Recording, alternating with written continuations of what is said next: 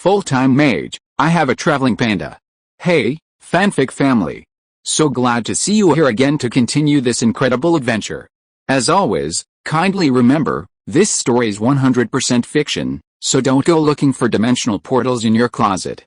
All rights to this fantastic novel belong to the original author. We're just your humble narrators of epic tales. Are you enjoying the fanfic? Show it by subscribing to our YouTube channel and dropping us a like.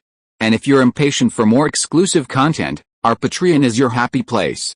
Chapter 1 Magic Awakening, Failure. Magic Awakening, failed, is he that legendary bastard? What a waste, like begets like, a waste son is still a waste. Mu Hongyun's head throbbed, feeling like he'd been hung over for 3 days and 3 nights, his mind still echoing with all sorts of voices. What kind of bullshit magical world is this? What kind of damn magic awakening is this? I'm almost 30 this year, how can I still be having such a childish slump? Mu Hongyun reached out to grab his phone by the bedside, but missed, finding nothing. Helpless, he sat up and opened his eyes, only to be startled by his surroundings. My god, what hotel is this? Mu Hongyun looked around and found himself in a spacious room. Magnificent landscape paintings hung on the snow-white walls, and several potted plants sat on the cabinets against the walls.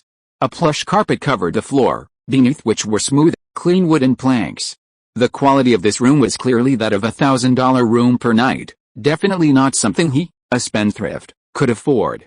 Wait a minute, Mu Hongyun suddenly clutched his head, a flood of fragmented memories washing over him, some from his past life, others from this one. A magical world, magical awakening, innate talent. Mu Hongyun lay on the bed for over 10 minutes, clutching his head, before finally understanding his situation. He hadn't transmigrated, he had awakened memories of his past life. In his past life, he was a mid-level manager in the workplace, going out every night for social events, and seemingly dying either at a dinner table or on a soft belly. In this life, he was reincarnated in the world of a novel he'd read, a full-time mage. The good news was that he was born into a large and powerful family. The bad news was that this family was ruthless and cold-blooded. Mu Hongyun also realized his place in the family, and to put it simply, it was incredibly dramatic. Mu Hongyun's deceased father was the third son of the current patriarch of the Mu family, Mu Gong, and also an illegitimate child, whose situation within the Mu family wasn't good. And Mu Hongyun, coincidentally, was his late father's illegitimate son. Mu Gong was furious on the spot. Are you trying to trap me like this? Although Mu Hongyun was illegitimate, his late father still took him back to the family, but he died a few years later. This resulted in Mu Hongyun living deep within Mu Pang Mountain. Nominally, he was Mu Gong's grandson, but Mu Gong had never acknowledged him, nor had he ever visited him. Bang! Mu Hongyun was lying on the bed when suddenly a loud crash rang out, and the door was kicked open. A horse-faced man in ornate silk clothes led 2 tall, burly men, like grizzly bears, into the room. Oh, young Master Mu is awake, the horse-faced man said to Mu Hongyun with a malicious smile. You? Mu Hongyun slapped his forehead, remembering who these 3 people were. Because Mu Hongyun lived deep within Mu Pang Mountain and rarely interacted with others, even the servants adopted by the great Mu family could bully him at will. You little piece of trash, you can't even awaken magic, you're even more useless than your deadbeat parents. Horseface grabbed Mu Hongyun's arm and yanked him off the bed.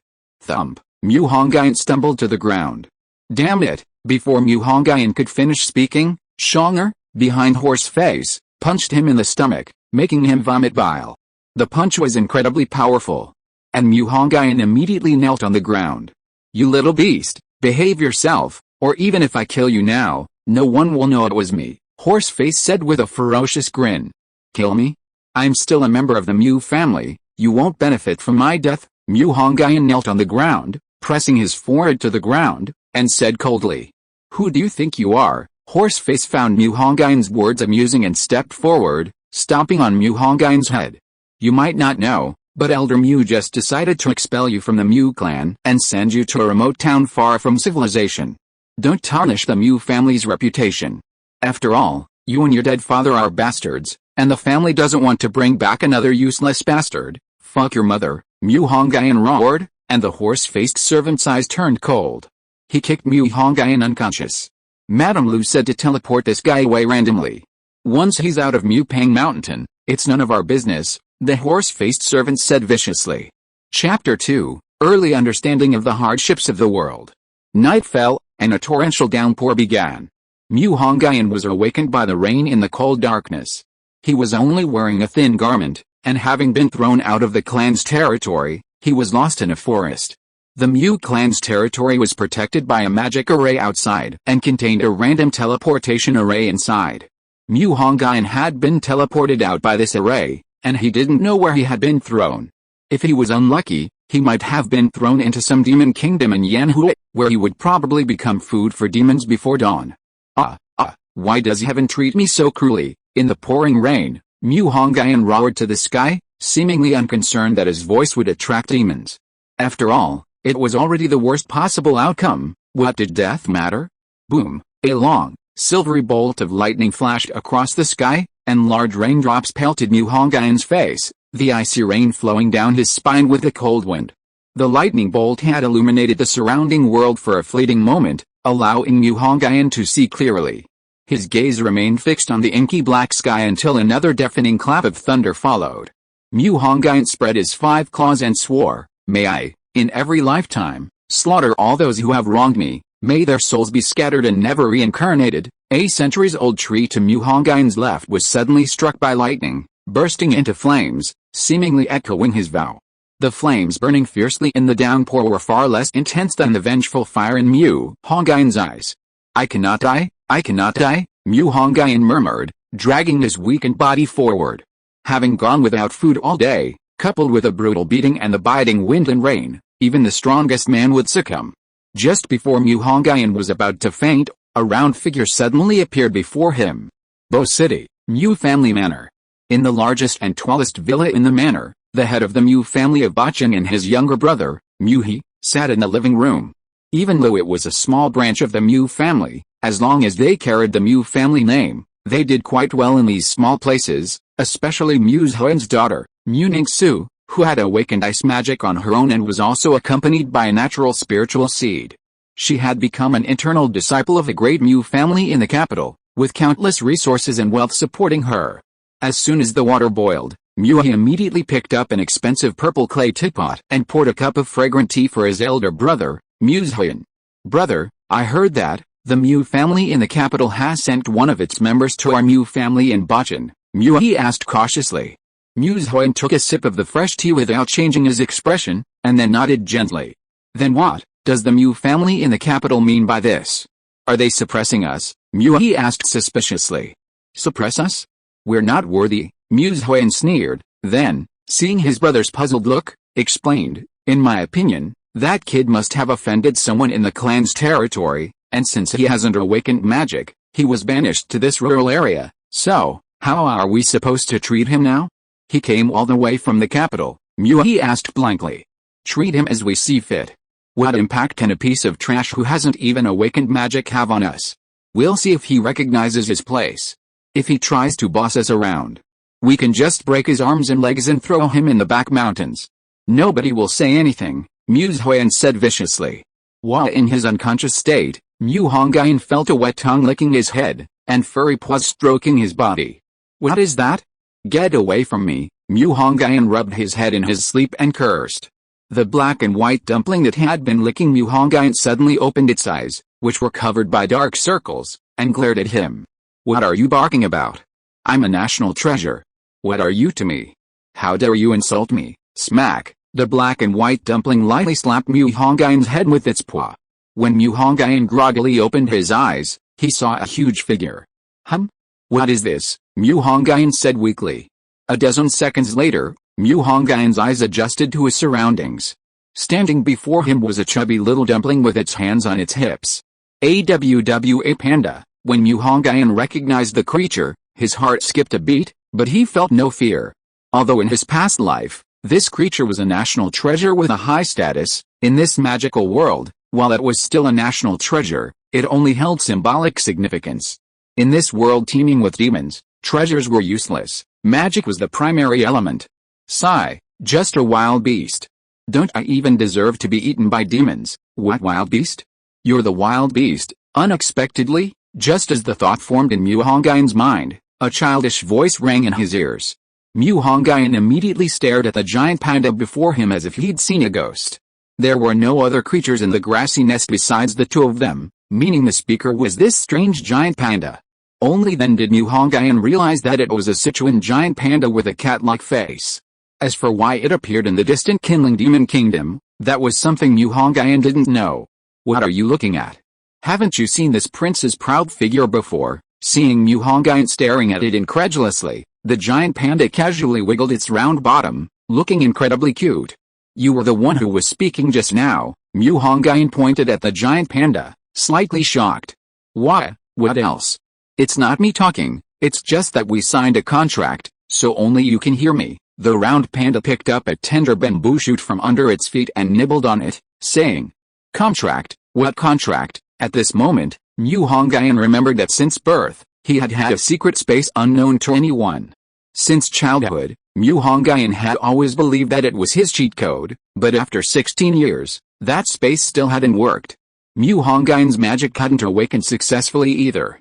It's the contract. I've had it since I was born. Judging from the time flow of your world, it should have been 16 years ago, the cute panda said, munching on the bamboo shoot. 16 years ago? It really was the year I was born, Mu Hongyun murmured softly, his eyes beginning to brighten. If nothing unexpected happened, this panda was his cheat code. Wait, Mu Hongyun seemed to have grasped some important word.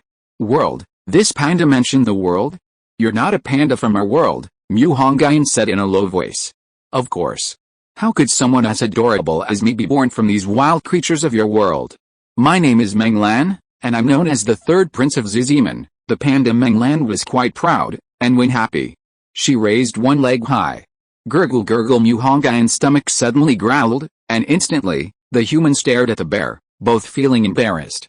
Chapter 3, The Heavenly and Earthly Fiends Auspicious Book. No, I only have so many bamboo shoots left, I can't share them with you. Meng Lan suddenly shook her round head and said softly. Hey, brother Meng Lan, I'm human, I can't eat all your bamboo shoots, could you help me find some human food? Mu Hongyun said weakly.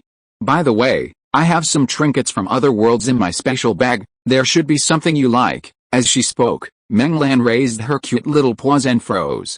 Without any special rifts or black holes, a jade book radiating a blue divine light appeared in her hand the next moment.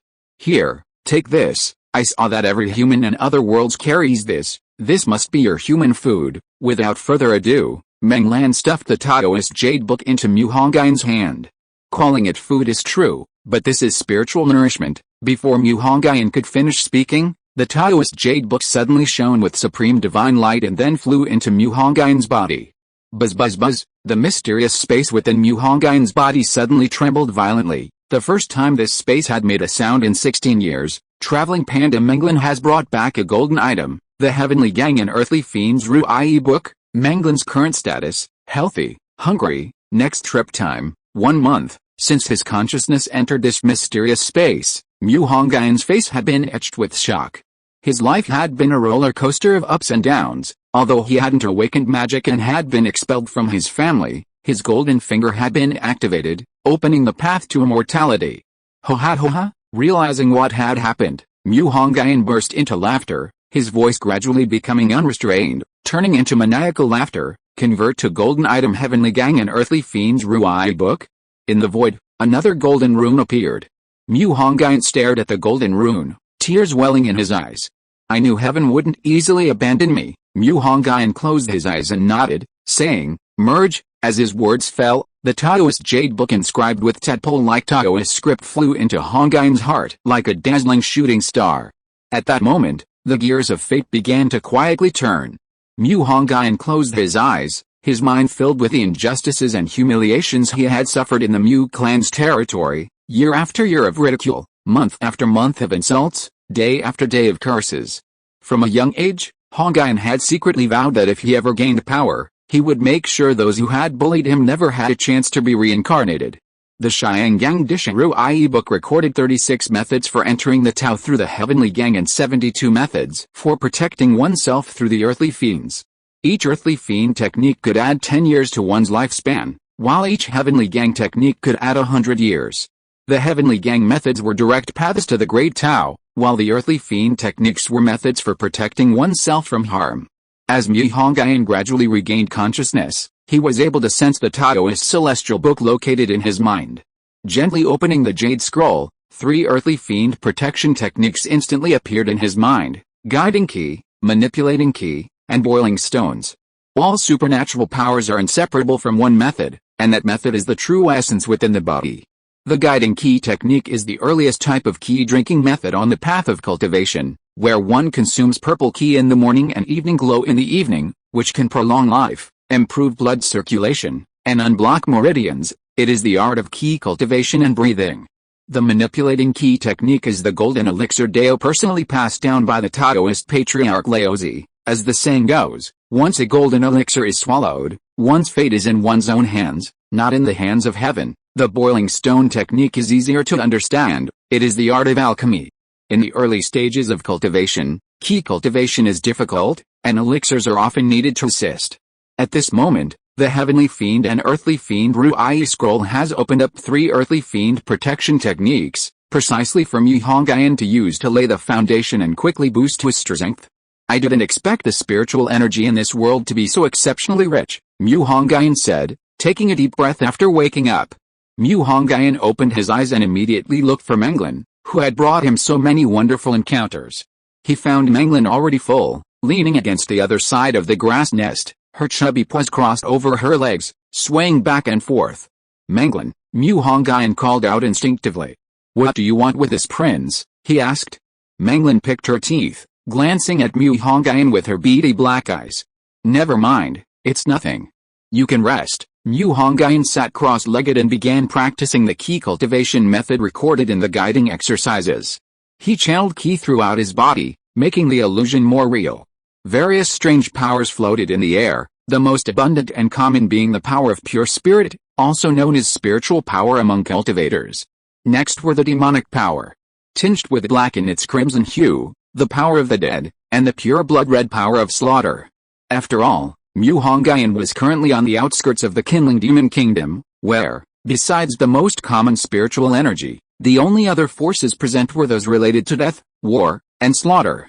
However, these were not things Mu Hongyun should be thinking about for the time being. His priority was to condense his spiritual energy into a seed-containing life force and plant it in his heart aperture, transforming it into a vortex of spiritual energy. Soon, Mu Hongyun realized how difficult this was, as he had already missed the optimal age for cultivation. His body was now clogged with impurities, making his absorption of spiritual energy extremely slow. Fortunately, the quality of the spiritual energy was very high, fully meeting Mu Hongyun's bodily needs, so he didn't need to abandon cultivation to search for food. Meanwhile, the handsome Meng Lan was truly like a social outcast, sleeping and eating his fill, sometimes even going out to kill a servant-level demon for a snack. No one knew which worlds this panda had visited or what it had done, but its body was incredibly tough. Otherwise, how could it traverse worlds? Mu Hongyun stayed in this grassy nest on the outskirts of the Qinling Mountains for 20 consecutive days, continuously cultivating. Because he absorbed enough spiritual energy, he had washed away some of the impurities from his body. Now he resembled a poison master who had practiced for over 10 years, his body reeking of foul odors and disgusting impurities. Just then, a sudden explosion erupted from Mu Hongyun's body, followed by a whirlwind that swept away the impurities covering his skin, revealing a handsome young man with fair skin and a fair forehead. Haha, my 20 days of arduous cultivation have not been in vain. I finally planted this spiritual seed and transformed it into a vortex of spiritual energy, Mu Hongyun declared triumphantly. Accumulating power was the first step in his revenge. Having experienced the bitterness of defeat, every bit of progress now filled him with excitement and joy. The spiritual energy vortex was merely the first level of the guiding technique. With the vortex, Mu Hongyun no longer needed to actively absorb spiritual energy. Instead, the vortex would automatically absorb it. Mu Hongyun's next step was to expand the spiritual energy vortex to its maximum, then compress it, continuously expanding and compressing it until it became a well of spiritual energy. Furthermore, Mu Hongyun's physique is no longer as weak as before. His spiritual energy vortex level is similar to the 10th level of key refining, and his strength has now reached a terrifying tens of thousands of kilograms. Chapter 4 Guiding the Ball. Introduction to Swordsmanship. When Mu Hongyun stood up, he was suddenly struck by how strong his body had become, and how much longer his hair had grown. He casually tugged at his hair, pulling out a large clump, dry and brittle. It turned out that after guiding the spiritual energy vortex, Mu Hongyun had triggered his first meridian cleansing, expelling most of the impurities from his body, and even his hair had been reborn. Meng Lan, who was eating bamboo shoots, was suddenly blinded by a bright light. She blinked her small, beady eyes in surprise, instinctively thinking, "A sniper," then she realized that a large light bulb, no, a bald head, had appeared in the grassy nest. Mu Hongyun had shaved off all the hair on his head, leaving only a few newly sprouted hairs. No wonder it was reflecting light.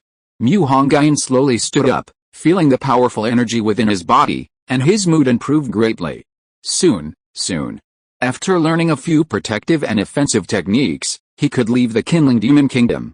Although the Qinling Mountains are known as a demon kingdom, the most powerful demons there are merely top-tier supreme monarchs. There are no emperors. The Qinling Mountains are called a demon kingdom because of the vast variety and sheer number of demons within, and most importantly, because they are very close to human settlements. Mu Hongyun stretched his arms, deciding to cultivate the Golden Core method for the next 10 days. Each stage of the Golden Core method has the potential to receive blessings from the Heavenly Dao. This Qinling Demon Kingdom must contain countless rare and precious materials, but unfortunately, Mu Hongyun's current strength is too weak to venture out. Even setting aside rare and precious materials, the bodies of demons alone are excellent materials for alchemy. The Golden Core method is divided into internal and external methods. The external method requires the assistance of the stone boiling technique, while the internal method requires gradual progress, starting from key refining. However, because Mu Hongyun is also cultivating the guiding method, he has skipped the key refining stage and can directly proceed to foundation establishment. After foundation establishment, there is a certain chance of obtaining a heavenly gift body or heavenly gift bloodline, which are rewards from the Heavenly Dao to cultivators. Mu Hongyun figured that given his current state, he shouldn't attempt foundation establishment for now. 10 days passed. Meng Lan patted its round belly, its large eyes shining with delight. "This prince can go on a trip again," it exclaimed. At the same time, a voice echoed from the mysterious space within Mu Hongyun's body. "Traveling Panda Meng Lan is ready for its next trip. Begin." Upon hearing this, Mu Hongyun quickly stopped cultivating, looking at Meng Lan with burning eyes. "Brother Lan," he said, "this time, could you please bring back some rare and precious herbs for me?" "I don't need any cultivation techniques." Meng Lan patted Mu Hongyun's shoulder, looking understanding. Then, under Mu Hongyun's gaze, a deep black hole suddenly appeared behind Meng Lan. Meng Lan turned and vanished instantly, the black hole disappearing with it. When Meng Lan disappeared, Mu Hongyun smiled faintly. His mind drifted into his heart, where a Taoist jade scroll radiating boundless divine light floated in the air. This time, Mu Hongyun sensed that he could choose another earthly fiend protective technique to learn. The 72 earthly fiend protective techniques weren't something one could learn at will. Most required conditions and the assistance of various rare and precious materials. For example, the flame-spitting technique required 3 fire seeds to learn the first level, Samadhi True Fire. Another example was the Giant Strength technique, also known as the Heaven-Supporting Giant Strength technique, which had 3 levels and required the essence of a divine beast to refine. Mu Hongyun's mind stirred, and the scroll gently opened. The principle of swordsmanship immediately appeared in his mind. This technique was the most lethal among the earthly fiend protective techniques. At its highest level, it possessed the qualities of the heavenly gang, but lacked its subtleties. Swordsmanship was also one of the earthly fiend techniques that could be learned without any barriers, its opening 4 characters, diligent study and hard practice. Swordsmanship is divided into 5 levels, wind and cloud, azure sky, eternal autumn, eternal, and 9 tribulations. The first level, wind and cloud swordsmanship, not only contains swordsmanship, sword principles, sword energy, and sword dao, but also the method of cultivating flying swords. After digesting the knowledge of the first level of wind and cloud swordsmanship, Mu Hongyun took a deep breath and then exhaled. A white streak containing sword energy directly cut a wound into a large tree in the distance. Swordsmanship supernatural powers contain the understanding of swordsmanship by countless sword immortals and the inheritance they left behind. Otherwise, why would swordsmanship supernatural powers also have another name, Heavenly Evolution Swordsmanship, which means the inheritance of the evolution of the heavenly way and contains the innate sword Dao. No wonder the ancients often said that the most intense killing is done by swordsmen, Mu Hongyun thought to himself. Woo woo woo woo woo woo. Just as Mu Hongyun was thinking, a wailing sound like a ghost suddenly rang out outside. This kind of sound often appeared, but Mu Hongyun had rarely heard it before because he was always cultivating. The Qinling Mountain swirling winds are the first test for outsiders. Like a knife in the wind, these winds have a slow, insidious effect, not only draining a mage's magical energy but also causing severe skin erosion. Without the protection of the curtain trees, a single night of wind could reduce a person to bare bones. Strange weather phenomena like these exist in the magical world. However, once Mu Hongyun learns the art of generating light, he will no longer need to fear these unusual weather conditions. The rest of the team, don't fall behind, keep up. We'll be safe once we find the curtain trees. Just then, a human voice suddenly came from outside the grass nest, a deep, middle-aged man. Sir, there seems to be a grass nest built of curtain trees ahead, big enough to hold about 10 people, a young voice said. Mu Hongyun clenched his fists inwardly, relieved that the group outside had found the grass nest. A grass nest? Could it be a demon's lair? The middle-aged man said. I don't know. The demon-seeking powder didn't react, and there's no demon excrement outside. Forget it. Even if it's a demon's lair, we have to go in, otherwise our magic power won't last much longer. Mu Hongyun, sitting cross-legged in the grass nest, frowned inwardly. He had obviously heard everything outside. Not knowing the strength of the newcomers, he naturally dared not act rashly. Soon, rustling sounds came from the entrance of the grass nest, and a moment later, a bright light appeared in the nest. This dazzling light was even more dazzling than the sun outside. Even with his eyes closed, Mu Hongyun still felt a slight stinging pain in his eyes. That's right, this light was the initial level light magic, radiant light. And the one casting radiant light was a young man wearing a military mage's uniform. Of course, Mu Hongyun didn't see this with his naked eye, but with his divine sense. After cultivating Qi, his divine sense could expand. As soon as the young military mage entered, he saw Mu Hongyun sitting at the very back. He immediately shouted, Sir, there's someone inside. The officer outside replied, It's alright, as long as it's not a demon. Please give this book your support and votes. Taehang's second book is already in the contract signing process. Chapter 5 Dragon Blood Phoenix Fruit. Mu Hongyun sat cross-legged silently. The first military mages who entered, seeing he made no move, called the others in. Mu Hongyun slowly counted. 6 figures entered the grassy hut, making the previously spacious area feel crowded. Once the mages had settled in, they turned their attention to Mu Hongyun, who sat cross-legged in the distance. Surrounded by them was a broad-shouldered, square-faced middle-aged man, the kind of person who seemed to evoke more goodwill in human society. Hey, friend, let's rest here for a while. We'll leave once the wind outside stops, the middle-aged man said in a low voice. Suit yourself, Mu Hongyun replied after a long pause.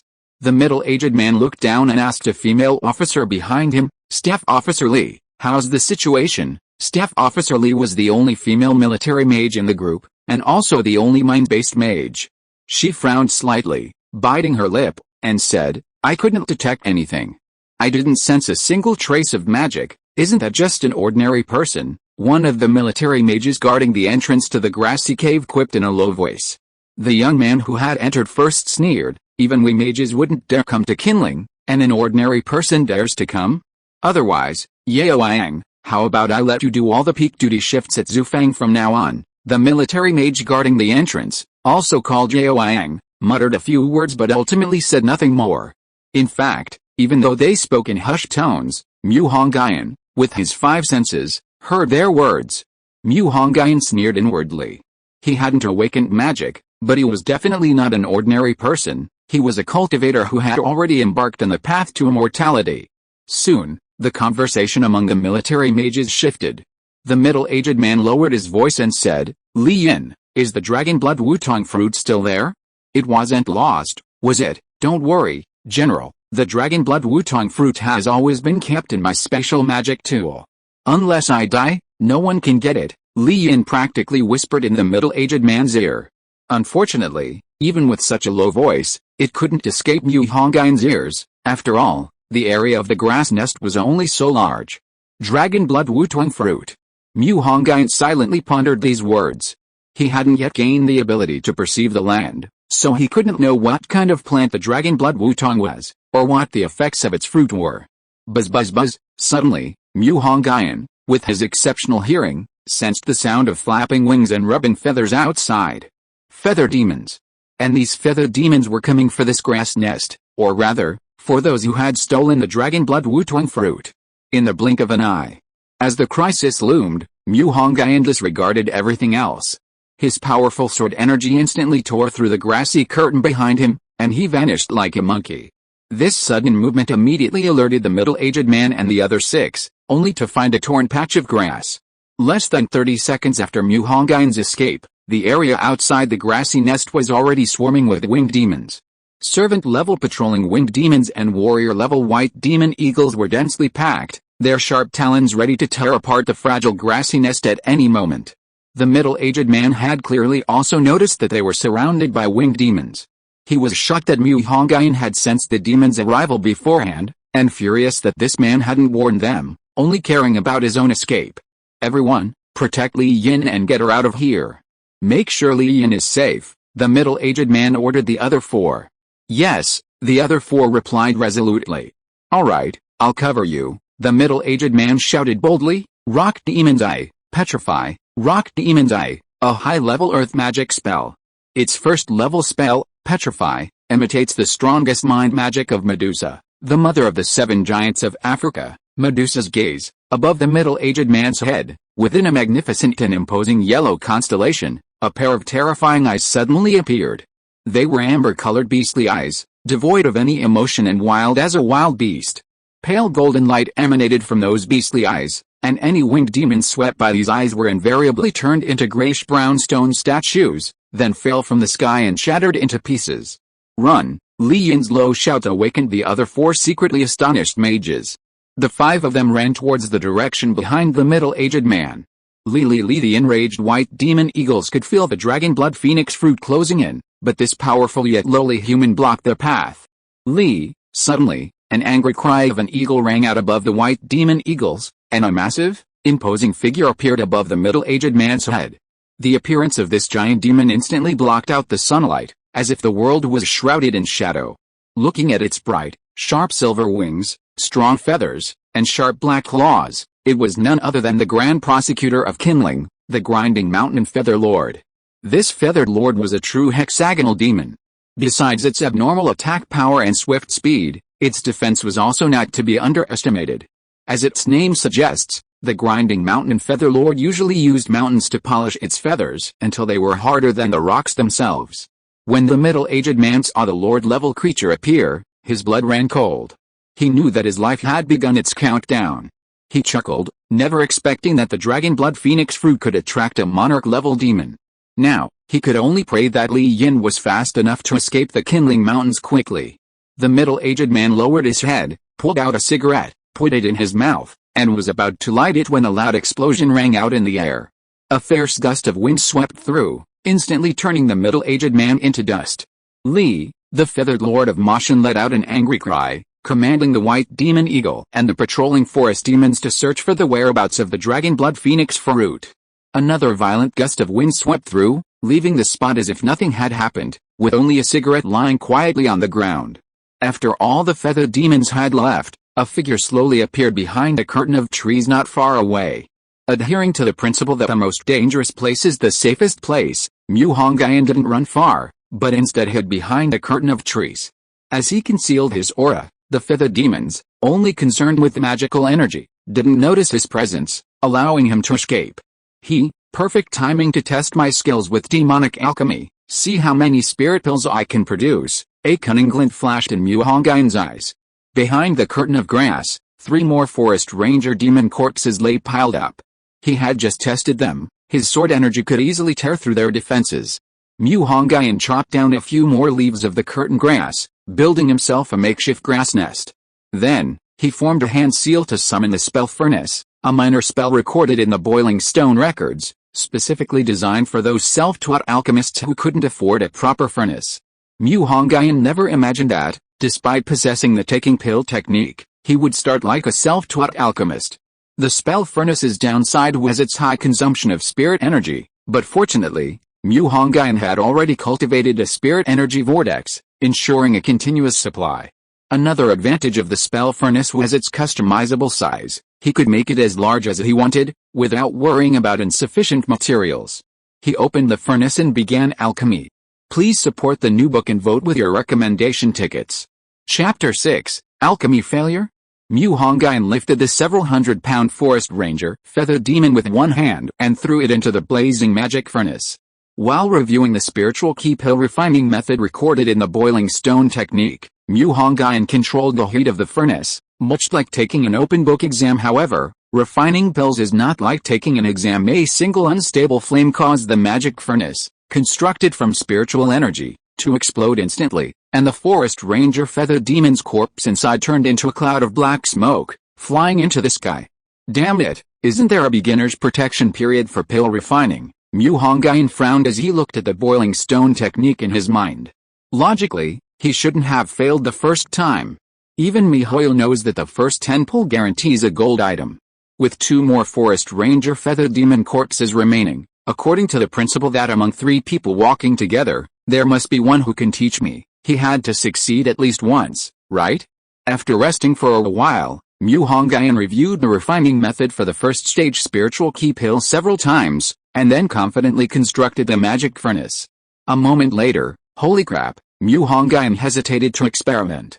Although he didn't know astrology or fortune-telling, he felt he must have some luck today, otherwise he wouldn't be so unlucky.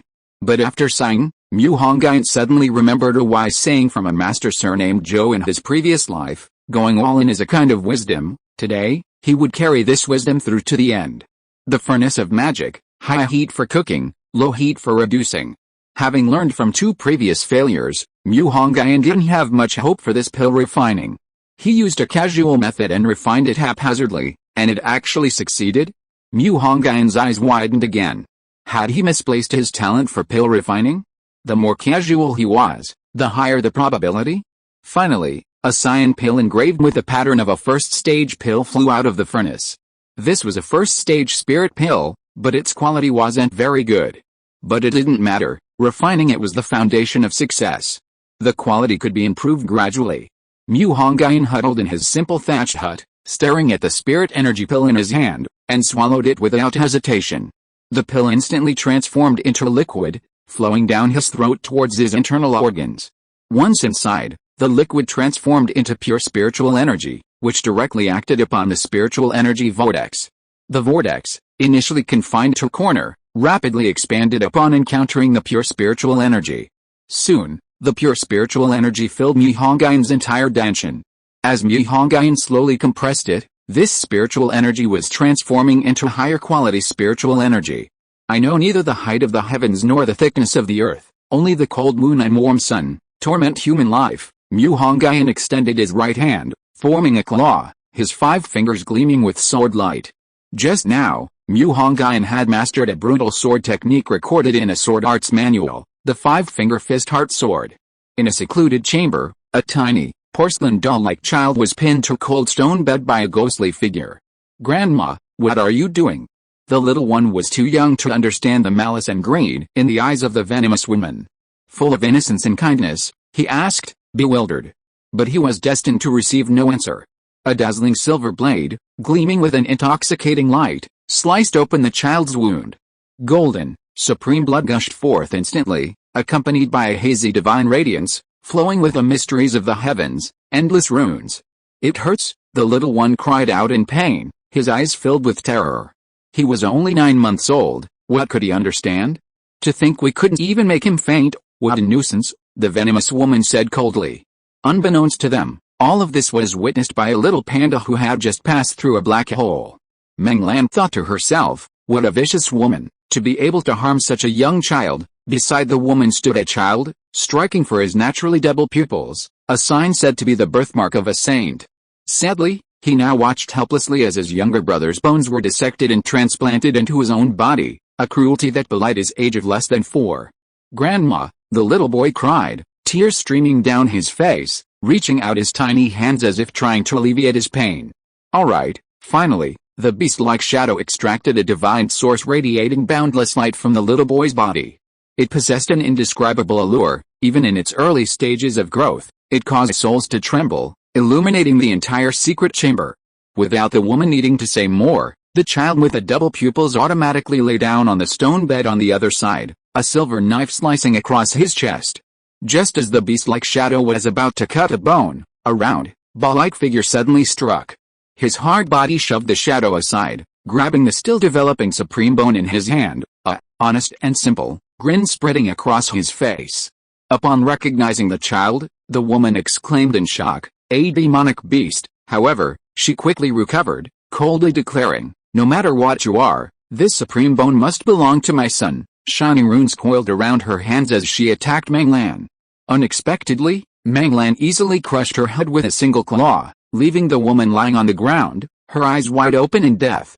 The child, witnessing his mother's death, ignored his own chest wound and forced himself to rise, his eyes blazing with divine light that instantly enveloped Meng Lan.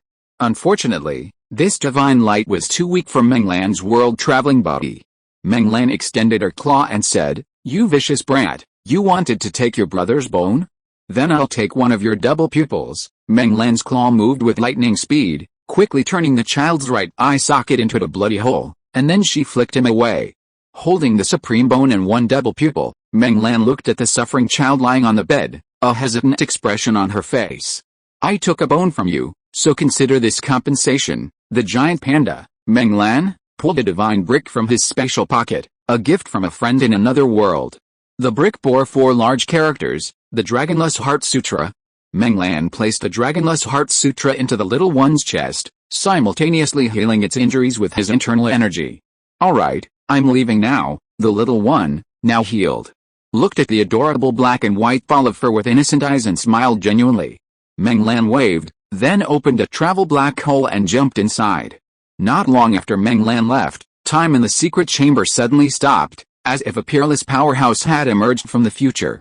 A handsome, imposing man passed through the little one's body, saw the Dragonless Heart Sutra inside, and thought to himself, "My future path will be much easier this way." Full-time mage world, magical human dimension. Meng Lan leaped out of the black hole, glancing left and right. "Where is my huge little nest? My new book is currently under contract, please support me." Chapter 7 Fusion of the Supreme Bone. Although Meng Lan was puzzled as to why the grass nest was gone, finding Mu Hongyun was the most urgent matter. Following the contract within her body, Crown Prince Meng Lan quickly spotted Mu Hongyun not far away. When Meng Lan arrived at the simple grass nest behind the curtain tree, she found Mu Hongyun lifting a 1,000-pound one-eyed demon wolf with one hand and throwing it into the magic furnace. With a roar of the flames, a smooth, science spirit energy pill quickly floated out of the furnace and was held in Mu Hongyun's hand.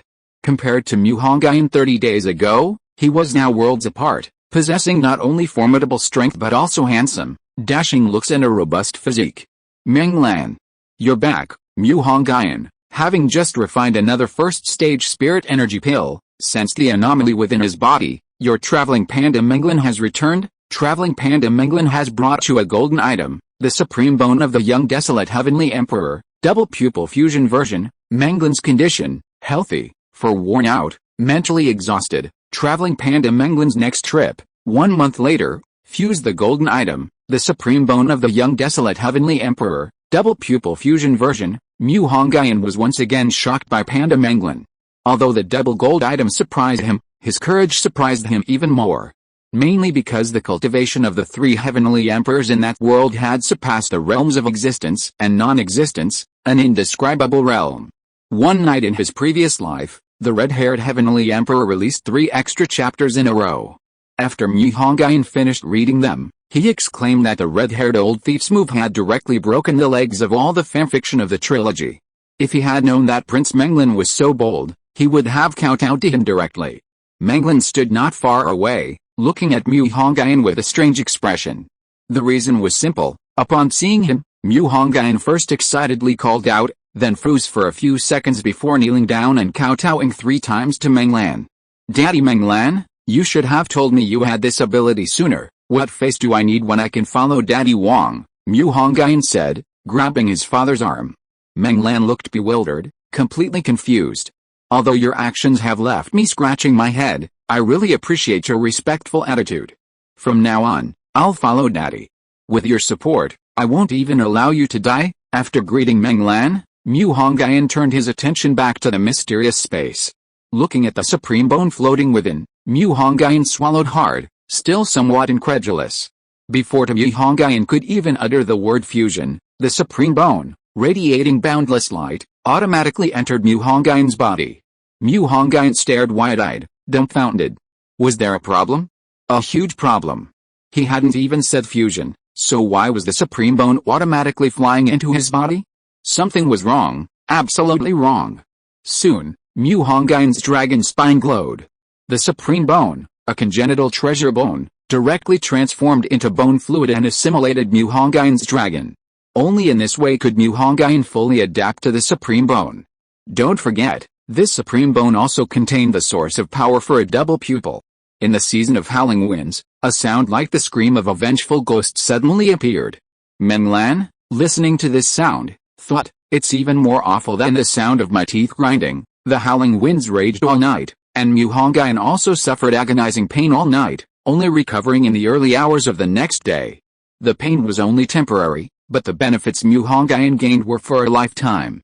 The supreme bone not only strengthened Mu Hongyun's body but also assimilated his blood into supreme blood. Furthermore, the supreme bone was inscribed with congenital Taoist runes and possessed 3 innate secret techniques. With his cultivation advancing further, Mu Hongyun finally felt confident enough to venture deeper into the Qinling Demon Kingdom. He had heard that ancient totem beasts, such as the mysterious Feather Emperor, and other mysterious creatures inhabiting the ancient starry trees, still lingered in the depths of the Qinling Mountains. Mu Hongyun currently lacked movement techniques and the art of concealing his breath. In his mind's eye, Mu Hongyun opened the Ruyi Book, which radiated jade light. Because of the fusion with the supreme bone, many of his supernatural abilities had reached the point where they could be cultivated. Gently opening the Ruyi Book, the simplest movement technique, leaping rock, was the most suitable for Mu Hongyun at present. The leaping rock technique was also divided into several levels. There were 3 levels: White Ape, Cloud Ladder, and Path of Life. The first level, White Ape, referred to the legendary Yuan Hong, one of the 7 monsters of Meishan. Yuan Hong was a white ape who attained enlightenment. When he was a white ape, he was agile, had keen eyesight, and could hear everything around him, allowing him to foresee danger. The art of concealment is an invisibility technique, which is divided into 3 levels: form, aura, and presence. Perhaps there are even more profound levels beyond that, but that's for Mu Hongyun to discover himself. In just one morning, Mu Hongyun mastered the first level of both the leap and invisibility techniques. He had used invisibility to test Meng Lan. If it weren't for their contractual bond, even Meng Lan wouldn't have been able to find him. With this method, even ordinary generals probably can't detect me, unless they're undead like liches who specialize in soul cultivation. Mu Hongyun was somewhat excited. He had been coveting the treasures of the Qinling Mountains for quite some time. Meng Lan, do you want to come with me to the Qinling Mountains to search for treasure? Mu Hongyun invited his great father with burning eyes. No way. Meng Lan glared at Mu Hongyun with her disdainful little eyes and said, this prince has been out of prison for a while now, and I can't wait to go back and entertain my 2-legged beast fans. Prison break. Mu Hongyun repeated the word, then looked speechless. That's right, it's not actually a prison, it's a palace built for this prince by my 2-legged beast servants. It's just that people on the internet often call my leaving the palace a prison break. Meng Lan twirled her chubby feet, accurately retorting. If I'm not mistaken, isn't your palace called Jingdong? Mu Hongyun asked. Yo, Meng Lan exclaimed, but didn't answer Mu Hongyun's question, casually opening a teleportation black hole under her butt. Bye-bye bird. Meng Lan waved her large bare paw and fell into the black hole. After Meng Lan left, Mu Hongyun shook his head, feeling that this little panda was actually busier than him. It should be noted here that although Mu Hongyun's physique is now strong, he still cannot resist the wind. This swirling wind was extremely strange, seemingly targeting the physical body specifically. Only the curtain grass native to the Qinling Mountains could withstand it, otherwise, even the scales of a true dragon would be slowly worn away. This was the power of nature. Mu Hongyun's body had no resistance to the swirling wind, so why could he walk through it? The reason was that the supreme bone within Mu Hongyun, sensing damage to his skin, automatically descended with a colorless veil to protect him from its harm. Hongyun was secretly delighted. After mastering the Leaping Rock divine power, he felt his body become much lighter, and his vision and hearing had improved considerably. If you are listening to this novel on a channel other than Fanfic World, it means it was downloaded and re-uploaded without effort. We warmly invite you to visit our channel, Fanfic World. There you will find the original version of this story and many other novels of various genres. We look forward to seeing you dive into a world of incredible novels. Chapter 8 Green Mountain Wrapped in Corpse. Hongyun was heading in the same direction as Li Yin and the other military mages who had fled a few days earlier. Pursued by a powerful demon king, their chances of survival were slim. Without emperors around, powerful demon kings represented the pinnacle of this world, the highest level of cultivation attainable by any living being. Hongyun thought to himself that if he ever obtained the methods of beast cultivation, he would definitely train several emperor-level demon kings to guard his home. But then again, he shouldn't think about that now. His immediate priority was to accumulate strength for revenge. The mere thought of the Mu family's true colors ignited a nameless fire within him. Putting all that aside, on his journey, Hongyun nearly encountered several general-level winged demons, but fortunately, his mental divine power averted these dangers each time. Hongyun observed the trails of these winged demons. They seemed to be searching for something. This reminded him of Li Yin's earlier statement that the dragon blood wutong fruit was hidden in her special magic tool, and unless she died, no one could retrieve it. The problem was that these warrior-level winged demons knew nothing about special artifacts. They tore the corpses of the 5 military mages to shreds but found no dragon blood phoenix fruit, naturally assuming the humans had hidden it elsewhere. Based on this, it wasn't hard to rule out that some winged demons possessed the method to find the dragon blood phoenix fruit.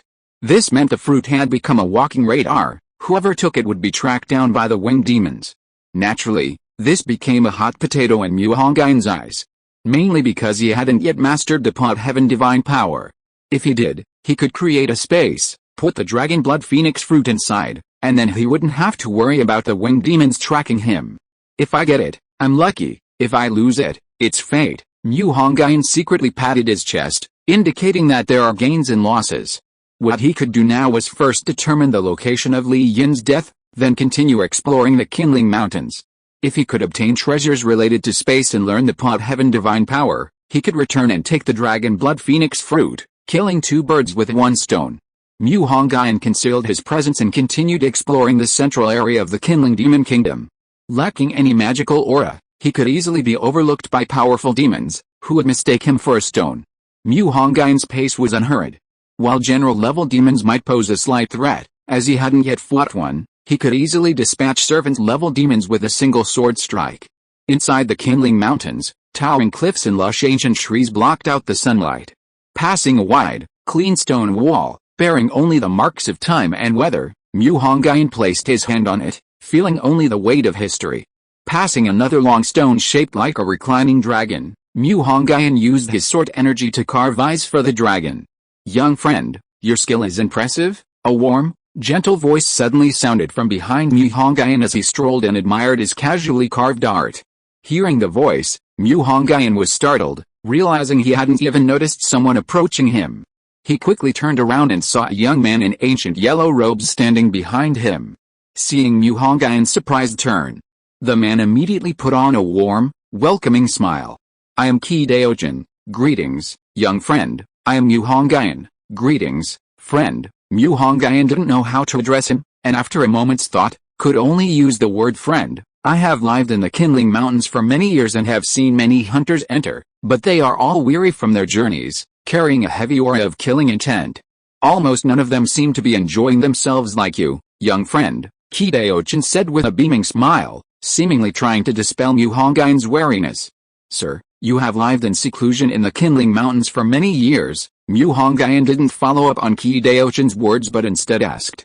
Anyone who suddenly saw a well-dressed human in the desolate Qinling Mountains would be afraid without asking questions first. "That's right, I've been living in seclusion here for over 30 years, Zhan said casually. "But your appearance doesn't seem like it at all," Hongyun said with a smile, scrutinizing him. "Young friend, don't you know that there's a plant called Qingai Huanling grass in the Qinling Mountains?"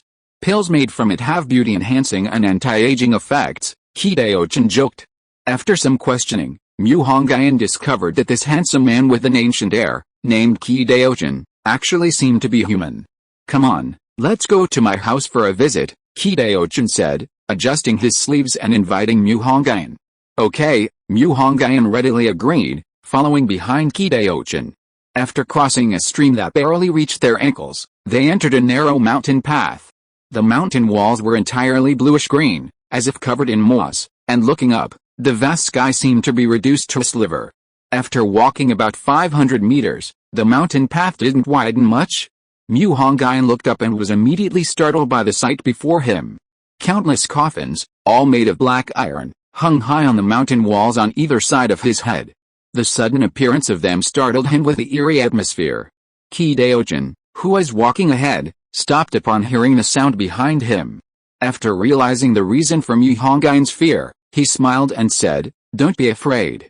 These iron coffins have been there for a long time, and nothing special has happened to them." Mu Hongyun glanced at him and said, "I've heard some ancient legends about the tombs of kings and generals having a mechanism called Green Mountain wrapped corpse outside, and a clan of tomb guardians outside the tombs. Mr. Qi, tell me honestly, you wouldn't happen to be a tomb guardian living in seclusion in the Qinling Mountains, would you?" Qi was somewhat amused and exasperated by Mu Hongyun's words. How did this turn to tomb guardians? "If you think so, then so be it," Qi replied, too lazy to argue with Mu Hongyun, and turned to continue walking. Mu Hongyun knew, of course, that Qi wasn't a tomb keeper or anything like that. In fact, everything except the wrapped corpse and the Green Hills story was made up on the spot, just to tease Qi. After walking another 500 meters, the scenery suddenly opened up before them. A quiet path appeared abruptly amidst the mountains and forests. Mr.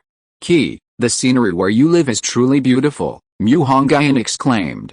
This is actually a sinkhole. The mountain path we just passed was the only way in. You saw how crowded it was.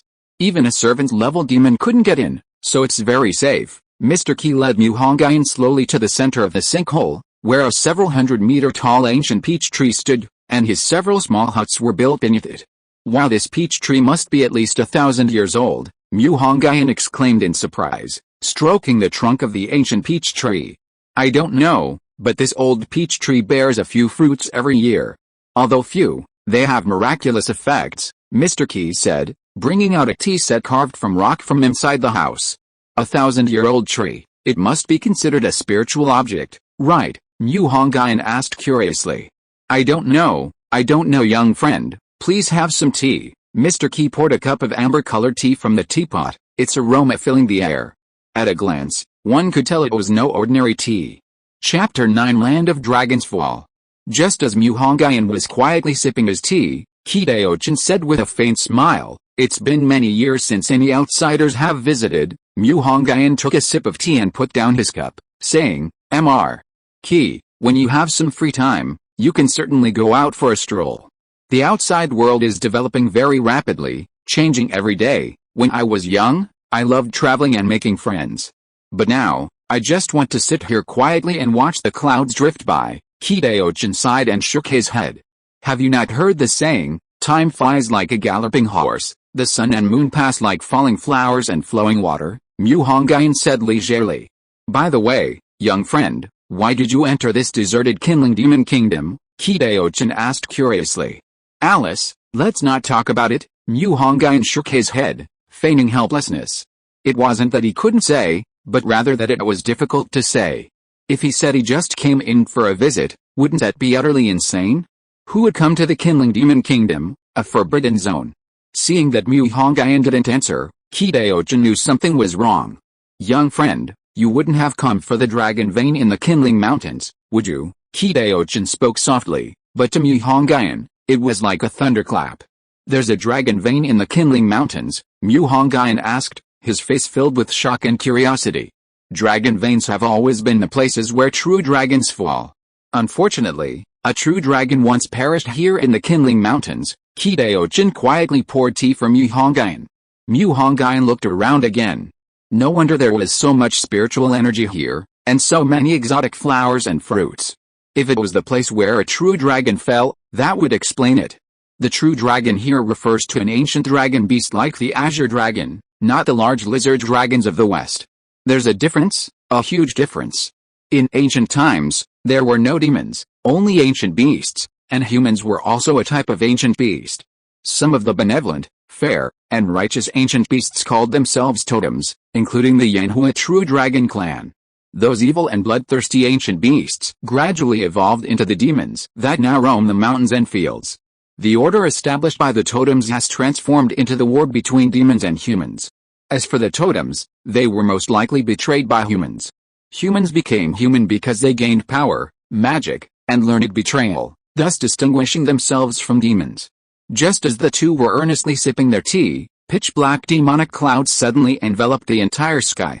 A suppressive aura silently spread. "What's going on?" Mu Hongyun frowned, but a glint of light flashed in his eyes. He thought to himself, such dense demonic energy. Qinling expression also turned somber. He thought, why today? Although his face was ashen, Qinling still smiled and said, "It's alright, I'll handle it." With that, Qinling transformed into golden light and soared into the sky, his methods unlike those of magic. Mu Hongyun chuckled inwardly, thinking, I knew this old guy wasn't ordinary. However, his smile quickly vanished. The ground suddenly darkened, and demonic energy erupted from it. This demonic energy materialized into several humanoid figures, bearing their fangs and claws, and lunged at Mu Hongyun. Mu Hongyun shook his head bitterly. This demonic energy isn't even as much as my own inner demons. Who dares to challenge me? Chasing stars and chasing the moon. Mu Hongyun casually unleashed a sword aura, then calmly sipped his tea. Demonic energy isn't living beings, it's immortal. The sword aura could only disperse it, not annihilate it. While drinking his tea, Mu Hongyun pondered how to deal with this demonic energy. Suddenly, he remembered a key cultivation method within the guiding techniques called the summoning demon scripture. This method was specifically for cultivating demonic energy, creating a demonic seed to plant in the soul, thereby controlling the demonic energy. Although demonic energy is disliked by righteous people, it doesn't diminish its power. Otherwise, why are there so many demonic cultivators, and why do many righteous cultivators turn to demonic ways after encountering it? Mu Hongyun harbors demonic energy within him. The Mu family is his inner demon. Mu Hongyun formed a hand seal, and the demonic energy panicked as if facing a formidable enemy, desperately trying to escape using earth. Earth is a type of magic or magic. Unfortunately, before the summoning demon scripture, all demonic energy had to be obediently refined and absorbed into his brow. The demonic energy on the ground was completely absorbed, not even enough to refine a single demonic chain. Suddenly, a thunderclap resounded in the sky, and then the demonic clouds in the heavens seemed to have been dispersed, quickly disappearing. Soon, Qinling landed from the sky as if nothing had happened. I apologize for the poor hospitality, young friend. Qinling apologized to Mu Hongyun upon landing. It's alright, but what happened just now? Please sit down. Qinling gestured for Mu Hongyun to sit down first, and then slowly explained to him. Didn't I mention before that a true dragon fell deep in the Qinling Mountains? Just now, it was the demonic energy leaking from the place where the dragon fell. Why would there be demonic energy in the place where the dragon fell? Mu Hongyun was still a little puzzled. The way of heaven is constant. Where there is righteousness, there will be evil. Although the spirit of the true dragon nourished the Qinling Mountains, the resentment, evil energy, hatred, and so on from the enormous carnage created by the Qinling Mountains were also brought to life by the dragon energy. Have some tea. Have some tea. The two continued to drink tea. Suddenly, a huge phoenix cry came from the sky again, heard before seen. The loud phoenix cry echoed in the sinkhole, and Mu Hongyun looked up and saw an extremely bright purple figure descending directly from the sky. If it weren't for the purple flames engulfing its entire body, Mu Hongyun would have thought it was a blazing sun falling from the sky. The bird's head, resembling a black bird, was covered in dark, ghostly feathers, while its back and wings were adorned with bright red and purple divine feathers. 4 tail feathers trailed behind it, like the blazing sun itself. The dazzling purple flames instantly burned away the remaining demonic energy, restoring a pristine environment. The purple divine bird folded the flames from its wings and landed lightly on the old peach tree like a cicada, with incredible control over its power. As the purple divine bird looked down to search for Qinling, it unexpectedly met Mu Hongyun's gaze. Both man and bird were stunned. Mu Hongyun was shocked because such a magnificent aura and such a massive body. This was a monarch-level demon. Why would a monarch-level demon appear where Mr. Qi was? And judging by its posture, it certainly wasn't its first time here.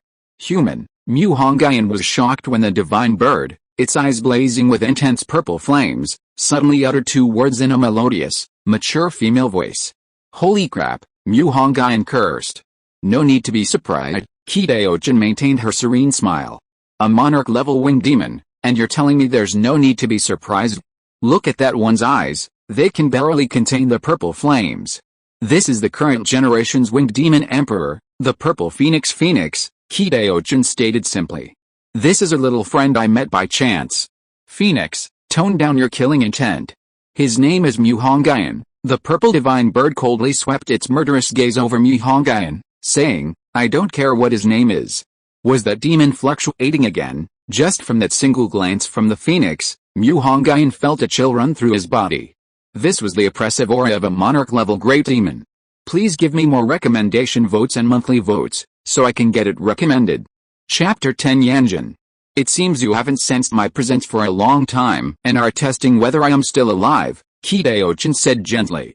Are you truly unable to take another step? The cold, mature voice of the phoenix suddenly carried a hint of heartache. As I said before, the way of heaven is constant. While bestowing upon me powerful talent, it also limited me, Qi said calmly, as if she weren't referring to herself. Mu Hongyun sat to the side, seemingly understanding, yet also not understanding, completely unaware of the cryptic exchange between them. Seeing the doubt on the honest Qi face, Qi explained, young friend, I am actually not human, that's quite evident. Mu Hongyun nodded.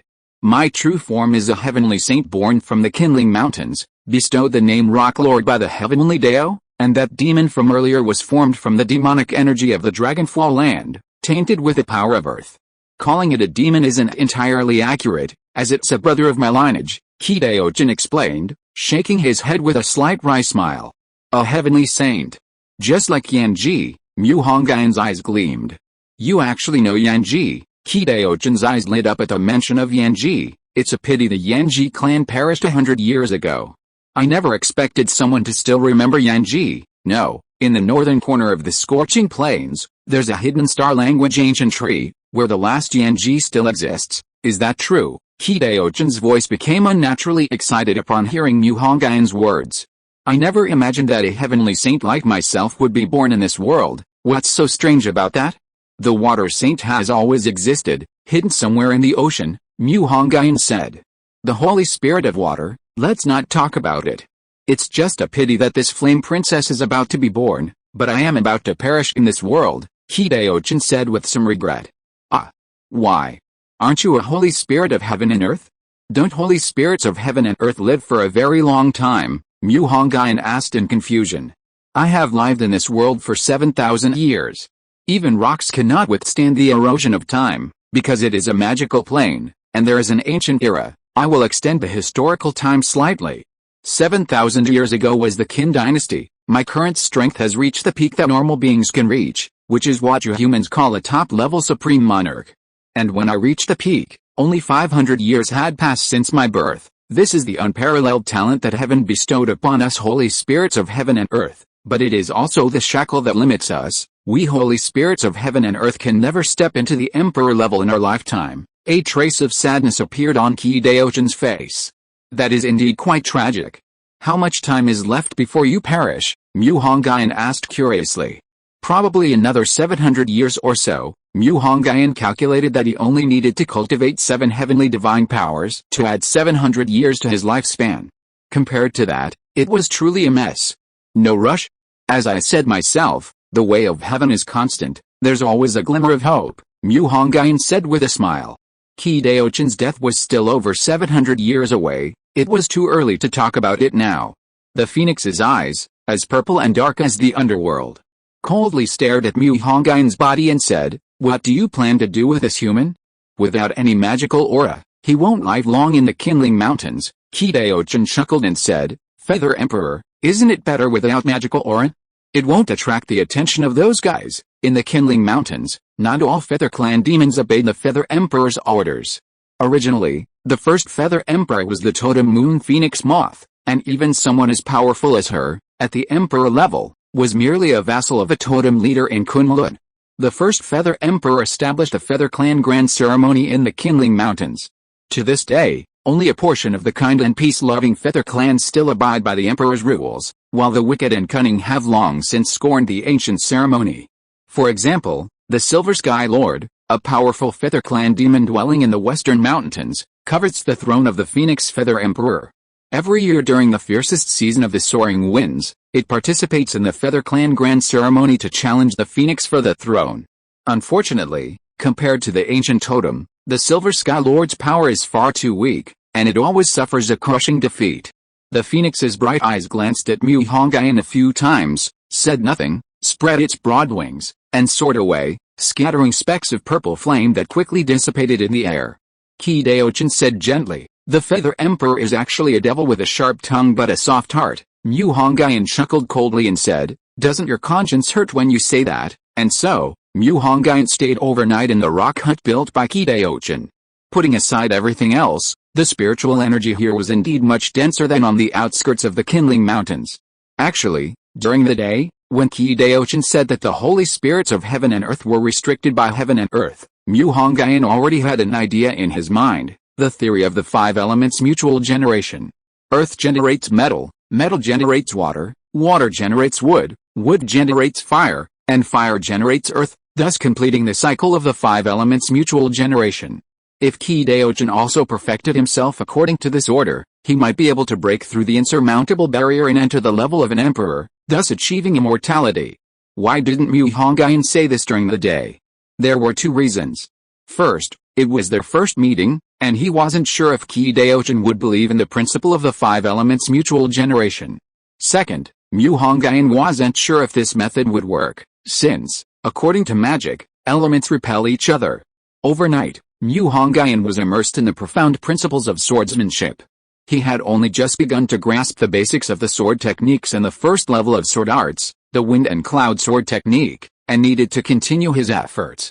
The next day, just as dawn was breaking, Mu Hongyun jumped onto the roof to refine the first wisp of innate purple energy each morning.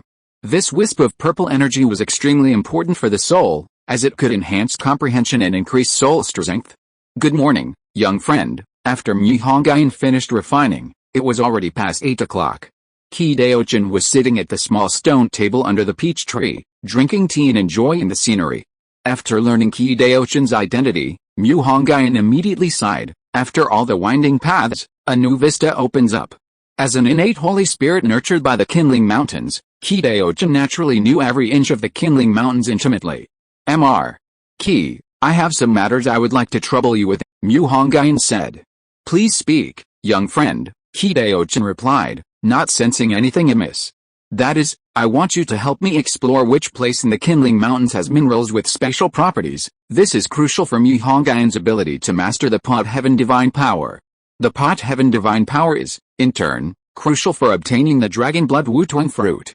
And the Dragon Blood Wutong Fruit is crucial for unlocking his body refining technique. This creates a vicious cycle."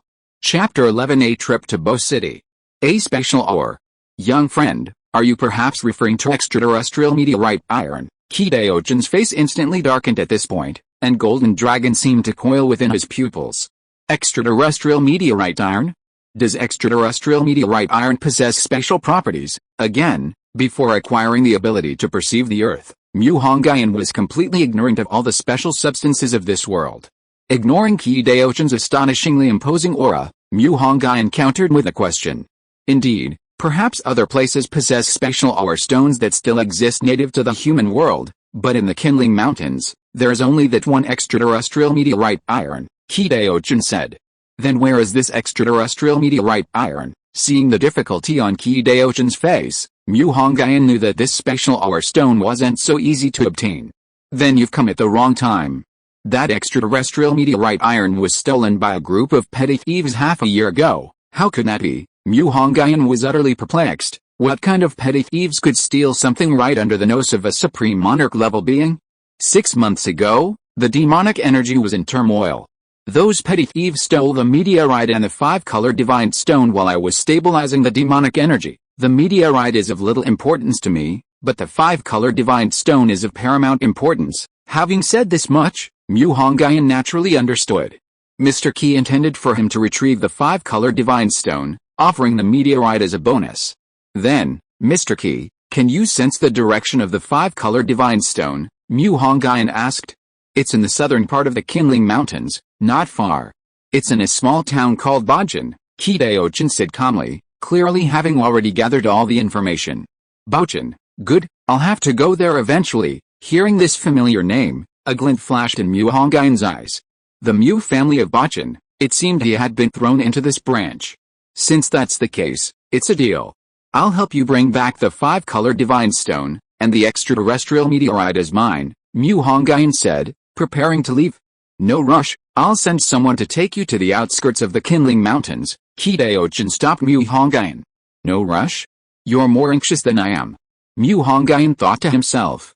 At Qi Daochin's call, a large, snow-white bird quickly landed outside the sinkhole. This is Ruyi Book, a little messenger under the Feather Emperor. You can call her Sister Qinling. She should be several hundred years older than you. Mu Hongyun looked at the feathered demon in front of him, which was much larger than a passenger plane. Especially seeing the human-like smile in her peacock eyes, his heart skipped a beat.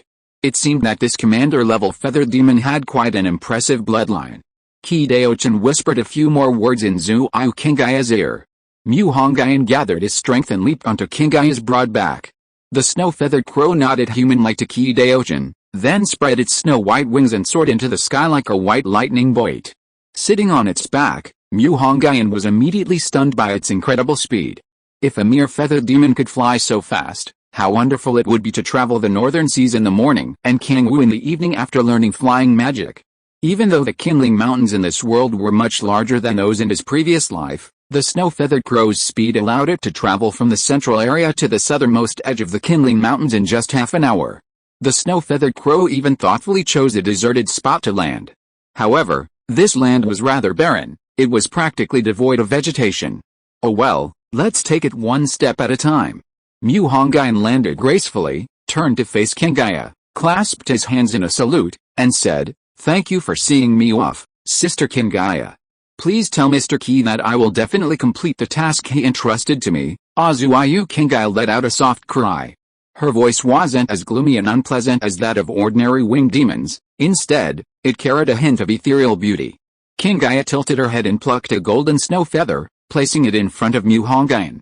"You mean this is a token, which I can use to call you next time I visit Qinling?" Mu Hongyun picked up the feather and asked tentatively. Ruyi Book nodded human-like, then turned and flapped her wings, disappearing. As before, Mu Hongyun was truly gritting his teeth. He hadn't yet mastered the Earth Awareness ability and didn't know where he was. The Earth Awareness ability required refining an Earth Elemental object or contracting an Earth-type spirit to learn. Although he didn't have the Earth Awareness ability, he still had a mouth. If he didn't know, couldn't he just ask? Thus, Mu Hongyun maximized his divine sense, now extending it to a range of 10 kilometers, meaning he could perceive even the slightest movement within a 10-kilometer radius. Between the Zufang Mountain Post Station and Bo City, there was a small market where ordinary people sold common goods, and hunters returning from their arduous journeys outside the post station.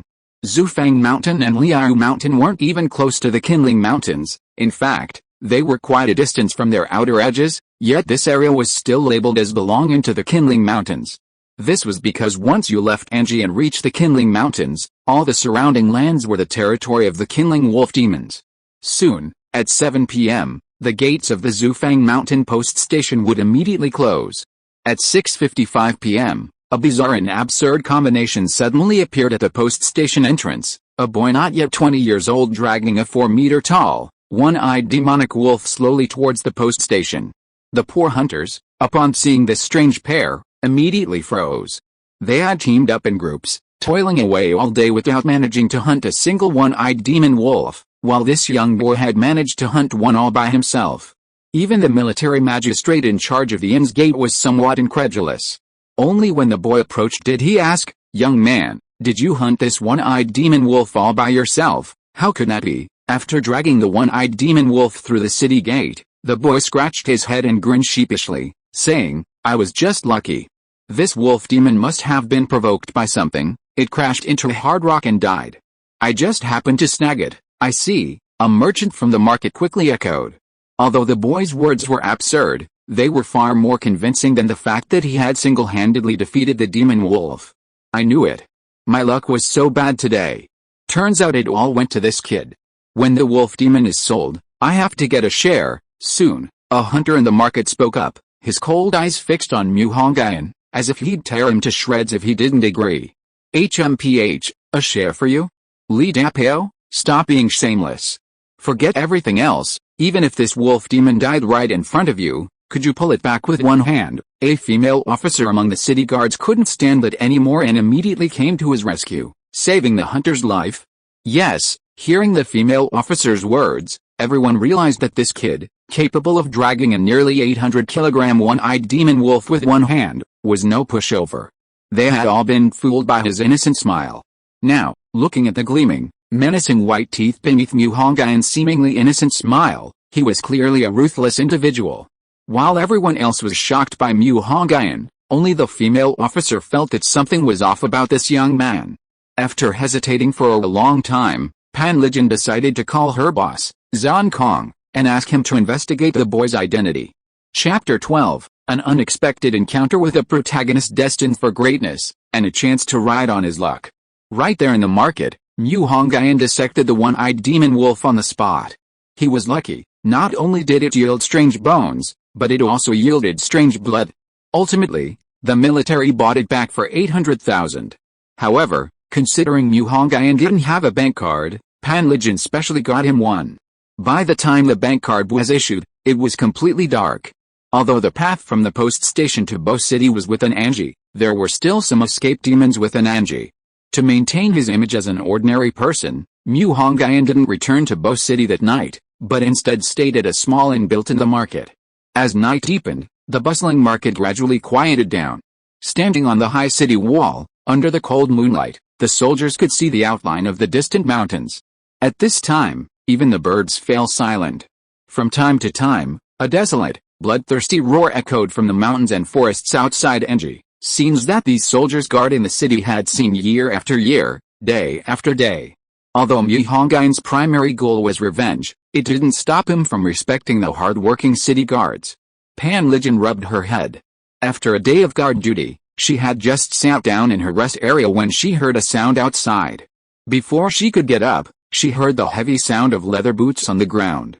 Sure enough, it was Zhan, the leader of the Zufang Mountain Post Station, the only high-level mage in the Bo City military. You said you saw a very suspicious young man during the day, Zhan asked bluntly. Not exactly suspicious, but he gave me a special feeling, different from ordinary people. Panlijin poured Zhan a cup of hot water. I checked the young man's information. His identity was perfectly clean a month ago, but in the past month or so since he disappeared, no one knows what he's been through, Zhan said. Oh, where's he from, and why did he disappear? Panlijin asked curiously. The Mu family of the capital. That kid is the grandson of Mu Gong's third branch, the old patriarch of the Mu Clan. However, his parents died tragically when he was young, and although he is Mu Gong's grandson, he has lived a life barely better than a servant in the Mu family's territory for the past few years. A month ago, because he failed to awaken magic, he was removed from the family genealogy and thrown out of the family territory. Soon, Zhan summarized Hongyun's information from childhood to adulthood. Is this the infighting within a large family? What's his name? Panlijin's face showed a hint of heartache after listening to Zhan's story. Hongyun is a good name. A smile appeared on Zhan's lips. On the other side, Hongyun was unaware that he had already been targeted by the military before even entering Bo City. Indeed, heroes are as numerous as carp crossing a river, none should be underestimated. Hongyun did not go to sleep either. Since merging with the Heavenly Gang and Earthly Fiend's Ruyi Book, he had replaced sleep with cultivation. Hongyun hadn't forgotten that his golden core technique was still in its early stages, barely reaching the foundation establishment stage. He was still a novice in the key refining realm, but this novice was far too powerful. Hongyun sat cross-legged on the bed, opened the window beside it, and was greeted by a silver moon on the horizon. In the night, the essence of the Taiyan moon, invisible to ordinary people, flowed into Mu Hongyun's body drop by drop, like water. This was the oldest body refining method created by ancient key cultivators, absorbing the essence of the sun, moon, mountains, and rivers. Moreover, Mu Hongyun used this Taiyan moon essence to cultivate sword ki. Currently, he only possessed the most basic pure spirit sword ki. If he could cultivate Taiyan sword ki, it would be even more fulfilling for him than advancing his cultivation level. The next day, as dawn broke and the sky cleared, Mu Hongyun, like a whale sucking in water, drew in the first wisp of purple ki from the horizon, merging it into his divine soul. After packing his belongings and settling his affairs, Mu Hongyun headed towards Bo City. Bochun, a small fourth-tier city, is surprisingly divided into 4 districts: the Old City, Mingwan District, Xianlin District, and Boan District. Mingwan and Boan districts are the 2 most prosperous districts in Bochun. Xianlin District is more moderately developed, and the Old City has more ordinary people than wealthy individuals. With 800,000 yuan in hand, Mu Hongyun naturally wanted to buy a house in Mingwan District. Although Mingwan District is one of the most prosperous areas, the house prices weren't too high. 500,000 yuan got him a house of over 100 square meters. The location Mu Hongyun chose was particularly good, overlooking the entire Mingwan Girls' Academy. His ambition was self-evident. Although the Mu family of the capital had included Mu Hongyun in the Bochun branch, Mu Hongyun had no intention of going there. Who did the Mu family of the capital think they were, ordering him around? Besides, going to the Mu family would affect Mu Hongyun's revenge plan. Just then, his divine sense suddenly detected 2 figures. At the corner of the street ahead, a handsome young man with slightly dark skin was pushing a beautiful celestial being in a wheelchair. Tiski never expected to encounter the chosen ones of this world, Mo Fan and Yi Xingxia, at this time. Mu Tingying only awakened her magic this year, which meant that Mo Fan had awakened his magic more than a year ago. There were still less than 2 years before the disaster in Bo City, so there was enough time. As soon as they rounded the corner, Mo Fan couldn't help but be stunned. With his extraordinary senses, he immediately spotted Mu Hongyun. First reaction, damn, someone is even more handsome than Mu Bai. Second reaction, fortunately, he was only a little short of catching up with my handsomeness. Third reaction, why is this idiot staring at me? Could it be that he has a crush on my Xingxia? After getting closer, Mo Fan realized that even with his peerless looks, he had to restrain his brilliance in front of Mu Hongyun. Thinking of this, Mo Fan quickened his pace, pushing Yi Xingxia along. Mu Hongyun stared for 2 or 3 seconds before looking away. He wondered if teaching Mo Fan cultivation would be planting a huge bomb for the Mu family. Of course, these were just thoughts. In the original story, Mu Ningxu was expelled from the Mu family after the catastrophe in the ancient capital, and then the conflict escalated completely. After seeing Mo Fan, Mu Hongyun didn't linger outside but returned to his newly purchased house. After all, he hadn't forgotten his purpose in coming to Bo City. Mr. Qi said the 5-colored divine stone was still in Bo City, so he certainly wouldn't lie to him. There was only one person in Bo City who possessed this information and wouldn't collude with the Mu family, Tang Yu. However, Mu Hongyun couldn't convince Tang Yu. Should he resort to force? It was certainly a method, but it was rather ungentlemanly. While pondering this, Mu Hongyun entered into cultivation. Should he use invisibility to infiltrate the Mu family? Mu Hongyun's eyes suddenly lit up. He could use his invisibility powers to infiltrate the Mu family manor. If you asked where the most treasures were, it would undoubtedly be the Mu family, the local tyrants of Bo City. Over the years, Mu Huan had amassed a fortune, collecting countless rare and precious items. Perhaps Mu Hongyun could find something else among his collection. Please give me some votes. Chapter 13 Slaying Demons Under the Moon. High above, gazing at the moon through the open window, Mu Hongyun quietly absorbed the essence of the moon. Night had fallen, and the shops along the street had all lowered their shutters, only the LED lights on the billboards flickering faintly. The lights of the shopping plaza were not far away. In the latter half of the night, Bo City's nightlife was almost over, with very few people still out and about. At 3 in the morning, Mu Hongyun opened his eyes, a flash of light like a sword's edge passing through the room. This stench, it should be the Black Vatican, as expected, Mu Hongyun thought to himself. The Black Vatican was the most notorious and vicious criminal organization in the world of full-time magicians, its reach extending throughout the entire magical realm, its influence spanning the globe. Currently, Mui of the Mu family in Bo City was probably the only blue-robed deacon in Bo City. Of course, there might be others, but Mu Hongyun had no idea. Leaving that aside, Mu Hongyun jumped out of the window. The height of 5 stories was nothing to him. Under the cover of darkness, in the narrow streets and alleys, a young man clad in black robes clung to the wall like a gecko, immersing himself in the shadows at such a young age. Long ago, Yuan was an orphan without parents. Fortunately, he gained the favor of the Grand Deacon of Hongyun and joined the Holy Church, awakening his talent for ice magic. Later, he was taken to the Mu family of Bo City and became Mu Huan's adopted son. With the support of this local tyrant, the Mu family of Bo City, Yuan quickly tasted the power of authority and understood a crucial principle. In Bo City, no matter what he did, Mu Huan could protect him. Only now had his magic begun to show promise. He knew that in the nights of Bo City, there would always be a few girls, alone or in groups, who would wander through the area. With a simple spell, he could freeze these girls into ice sculptures, then take them back to his secret chamber to slowly dispose of them.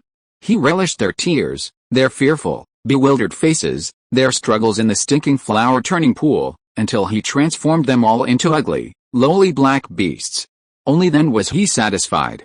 Ice Vine, freeze, sorry, I was a little distracted and forgot about you. Before the 3 brightly dressed women could react, a blue light flashed in their pupils, and a chilling blue aura instantly enveloped their bodies. 3 young women, in the prime of their lives, were transformed into lifelike ice sculptures.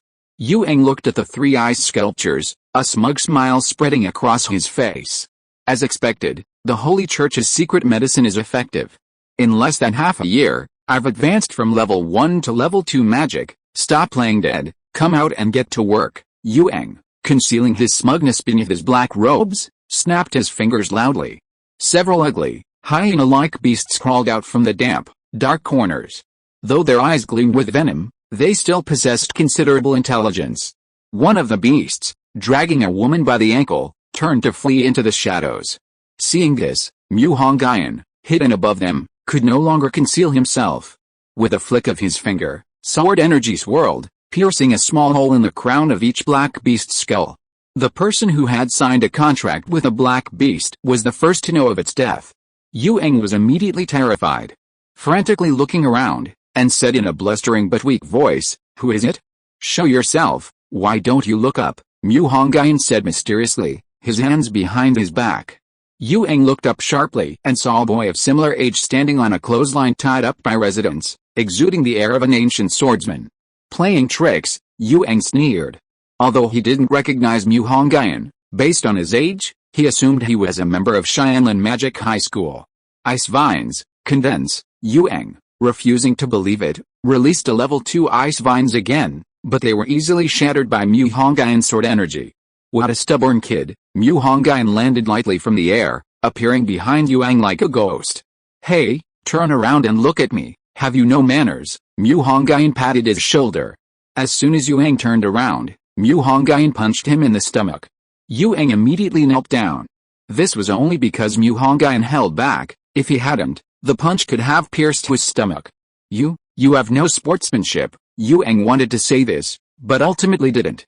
"Black-robed priest, young man, you've risen quite fast." Mu Hongyun lightly placed his hand on the handsome Yuan's head, as if he would blow his skull off at any moment. "It's all right," Yuan answered tremblingly. Mu Hongyun frowned, kicked Yuan, and sent him sprawling like a bout shrimp. "Did I ask you to speak?" Mu Hongyun said domineeringly. "You like being someone's dog, right? Well, I'll plant a sword talisman in you too." Mu Hongyun finished speaking, his palm condensing sword energy into a strange symbol, which he then slapped into Yuan's brain.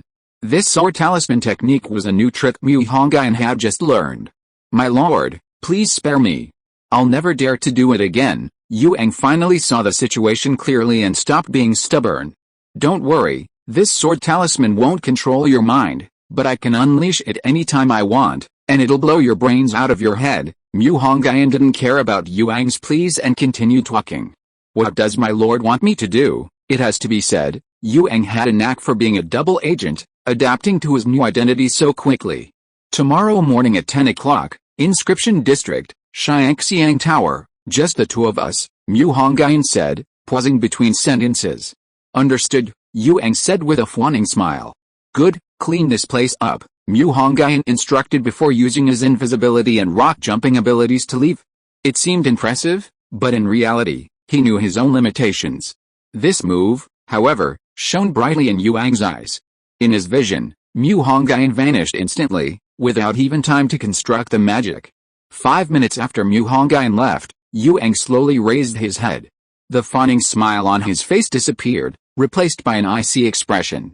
They all treat me like a dog. Do they really think I, Yuang, am easy to bully? Yuang thought ruefully.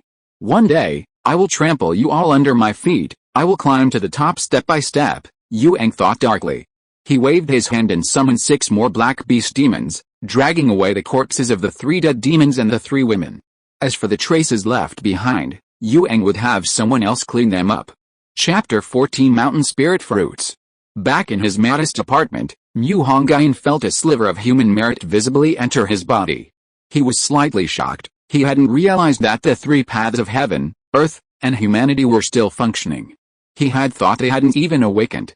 Otherwise, people wouldn't become spirits after death, but would be reincarnated. Perhaps the 3 paths simply enjoyed this working state. Putting aside these distant concerns, with a sliver of human merit, Mu Hongyun could use it to learn 2 more earthly fiend divine powers.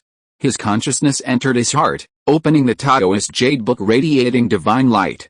2 orbs of divine light containing knowledge of divine powers entered Mu Hongyun's mind. Budding divine power. After mastering this, one can foresee and sense upcoming events. It is also a prerequisite for cultivating astrology and fortune-telling divine powers. Talisman water divine power. This is the art of transforming talismans into water. It can subdue demons, invoke gods and suppress ghosts, utilize the 5 elements, and drive away wind and thunder. Its uses are endless.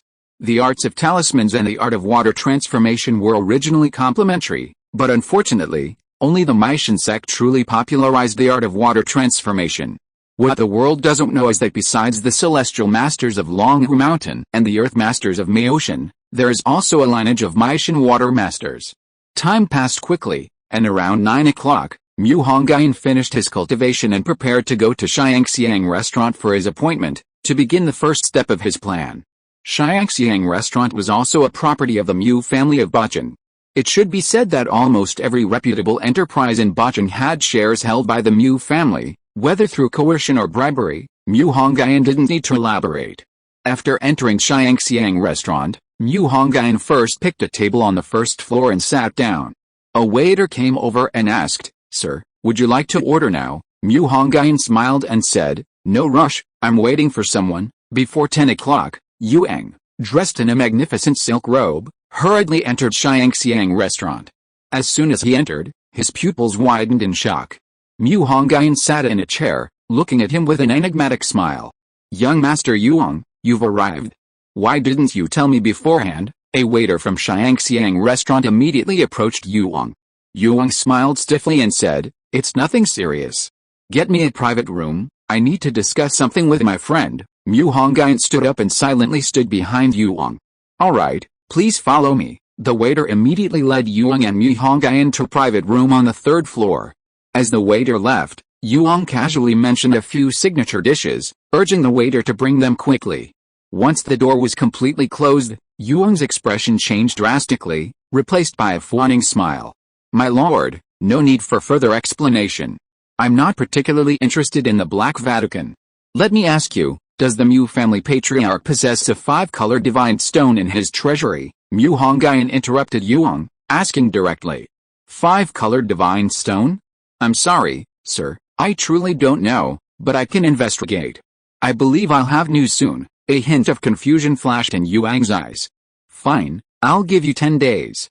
You need to thoroughly investigate all the treasures in the Mu family's vault, as well as the exact location of the vault. If you can't do it, you can expect to have your brains ripped out," Mu Hongyun said coldly. "Don't worry, sir, I will definitely do it." Yuang's talent for betrayal far surpassed his magical talent. After dinner, Mu Hongyun's figure suddenly vanished. Yuang gasped.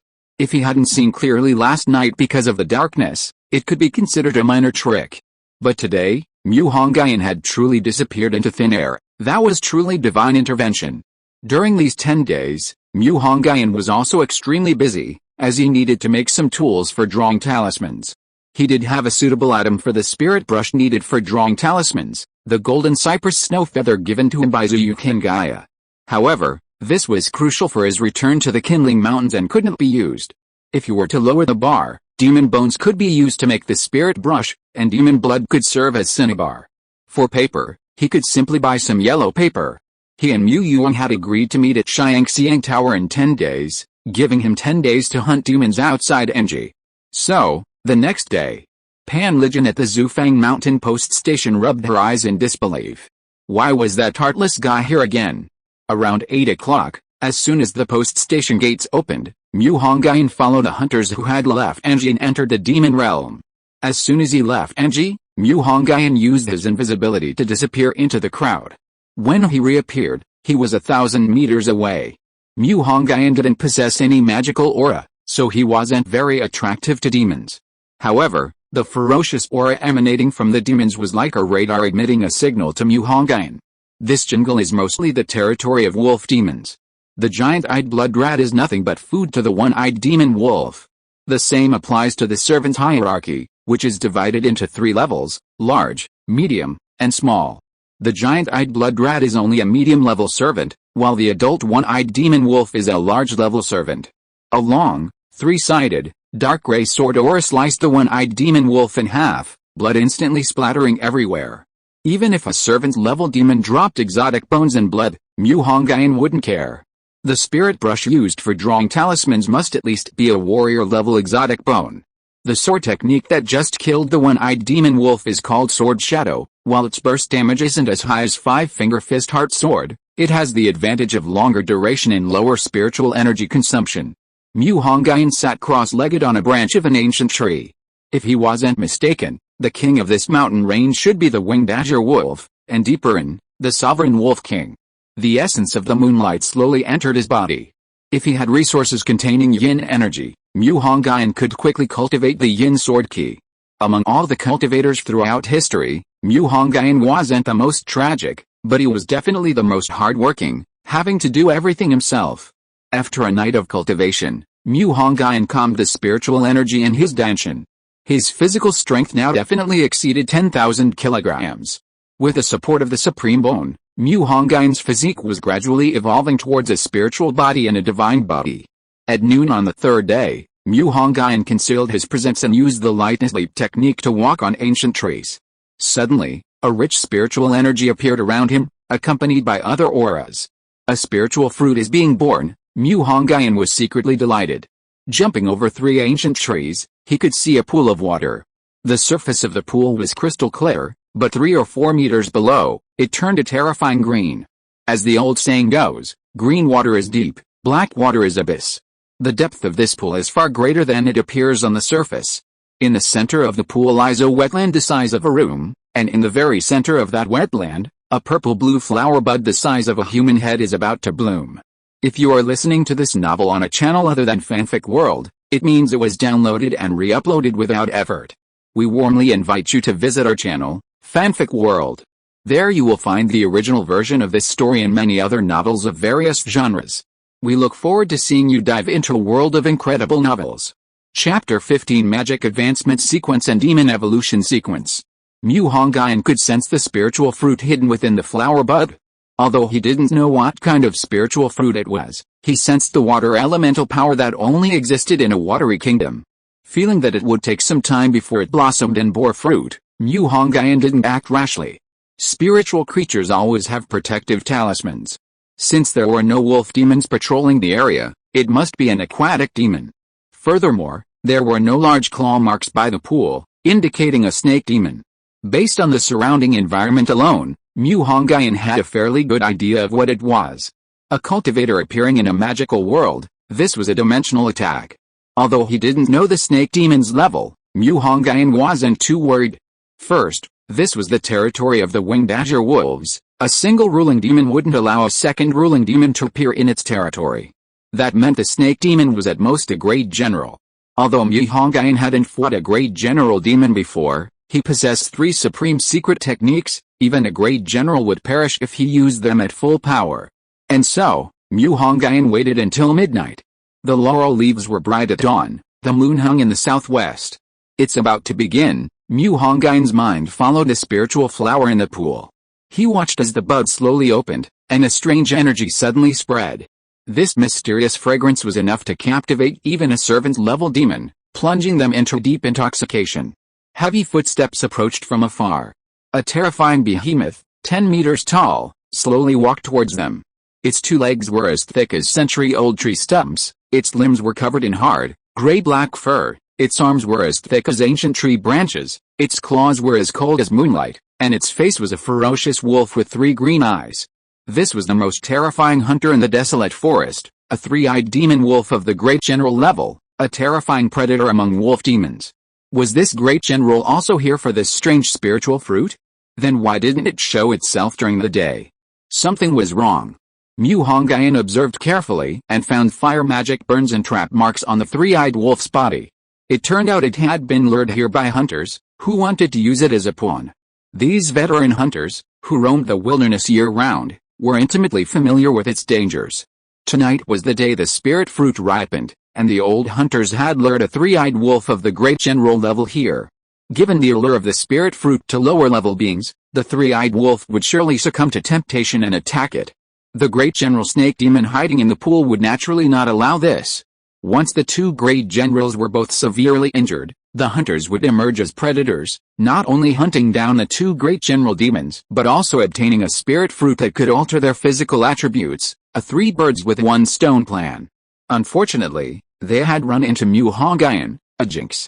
Not only would they return empty-handed, but they would also likely lose their lives. Hongyun released his divine sense and indeed found 3 motionless figures in the trees several kilometers away. They had probably applied some kind of potion to conceal their presence. One of them, a burly man, exuded a faint aura of violence, suggesting he was a fire mage. However, his level was definitely low level. Mid-level mages were already considered top tier in Bo City, so why would they be out of Anji doing such dirty and tiring work as hunters? The 3-eyed demon wolf's enormous body was extremely conspicuous, quickly attracting the attention of the pool's overlord. A chilling aura slowly emanated from the pool. Before the 3-eyed demon wolf could get close, a 2-meter-long ice arrow suddenly shot out from the pool. The cold arrow was biting, and the killing intent was palpable. Relying on its beastly instincts, the 3-eyed demon wolf dodged to the side, the thick ice arrow grazed its waist, and several seconds passed before a trickle of azure blood flowed out.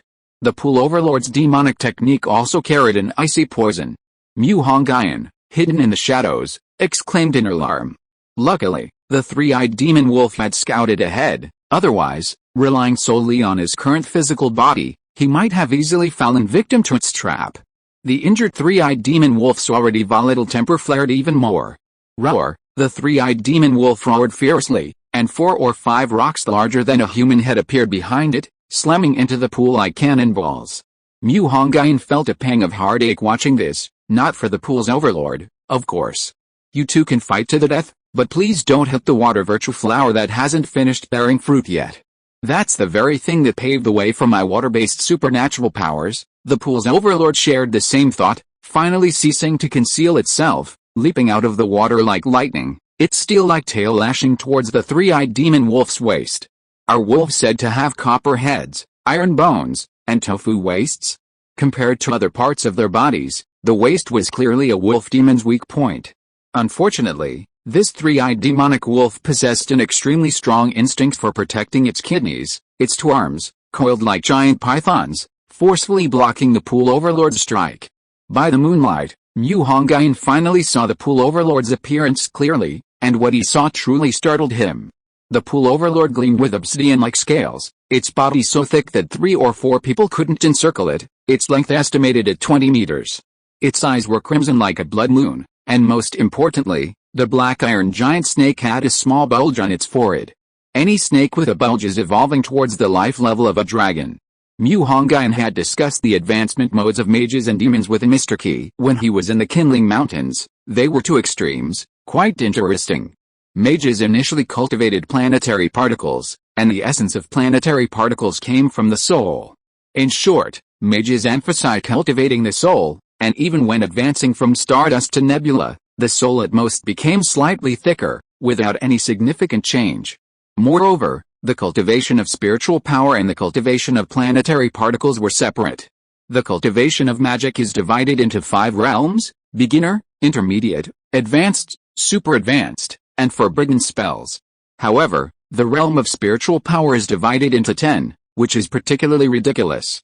In human magic cultivation, the physical body is not static. Mages undergo their first physical transformation at higher realms, but this transformation doesn't change their life level. Instead, it's because the soul becomes stronger, forcing the body to strengthen in the process, the soul pushing the body forward. Demons, on the other hand, represent the opposite extreme. Each advancement for demons is an evolution of their life level. The body carries the soul.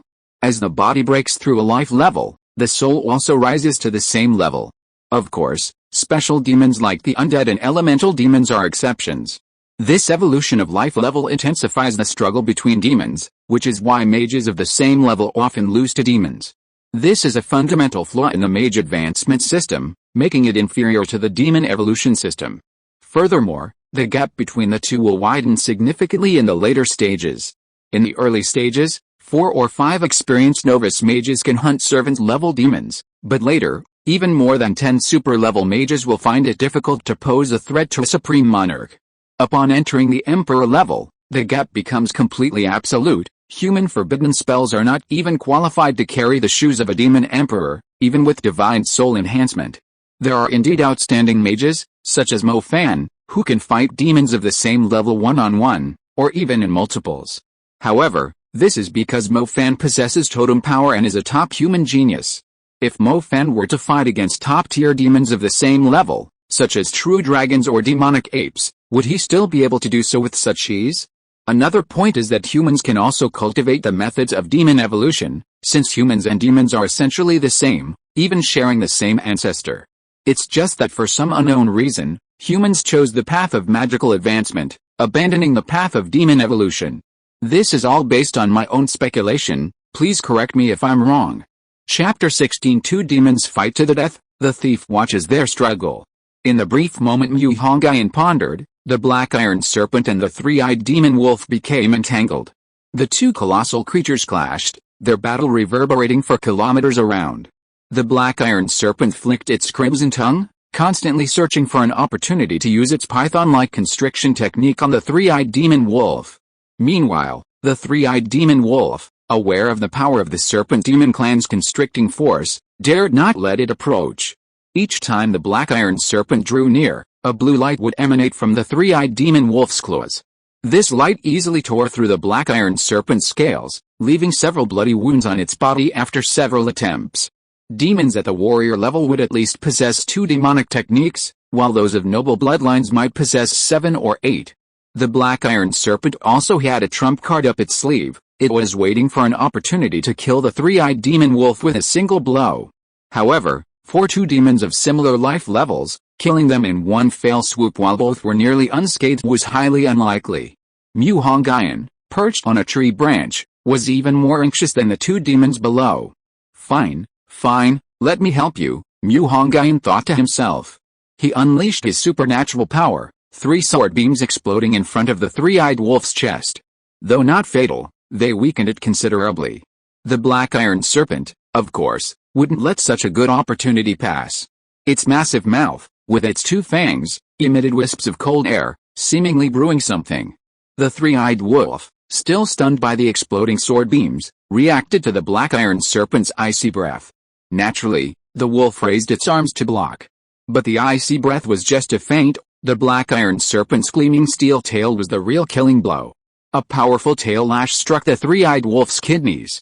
Hongyun could even hear the bones dislocating. He was horrified. This serpent demon was truly ruthless. He knew it would be skinned alive and its tendons torn apart. The three-eyed demon wolf, having roamed the desolate forest for countless years, endured excruciating pain. Its fangs, displaying divine might, suddenly appeared, and it bit into the 7-inch mark of the black iron giant snake, tearing off a chunk of flesh. As the three-eyed demon wolf swallowed the flesh, its wounds began to slowly heal. Hongyun gazed at the spiritual fruit in the center of the pool. Bathed in moonlight, the spiritual flower was in full bloom, and the large, azure fruit swayed gently in the breeze.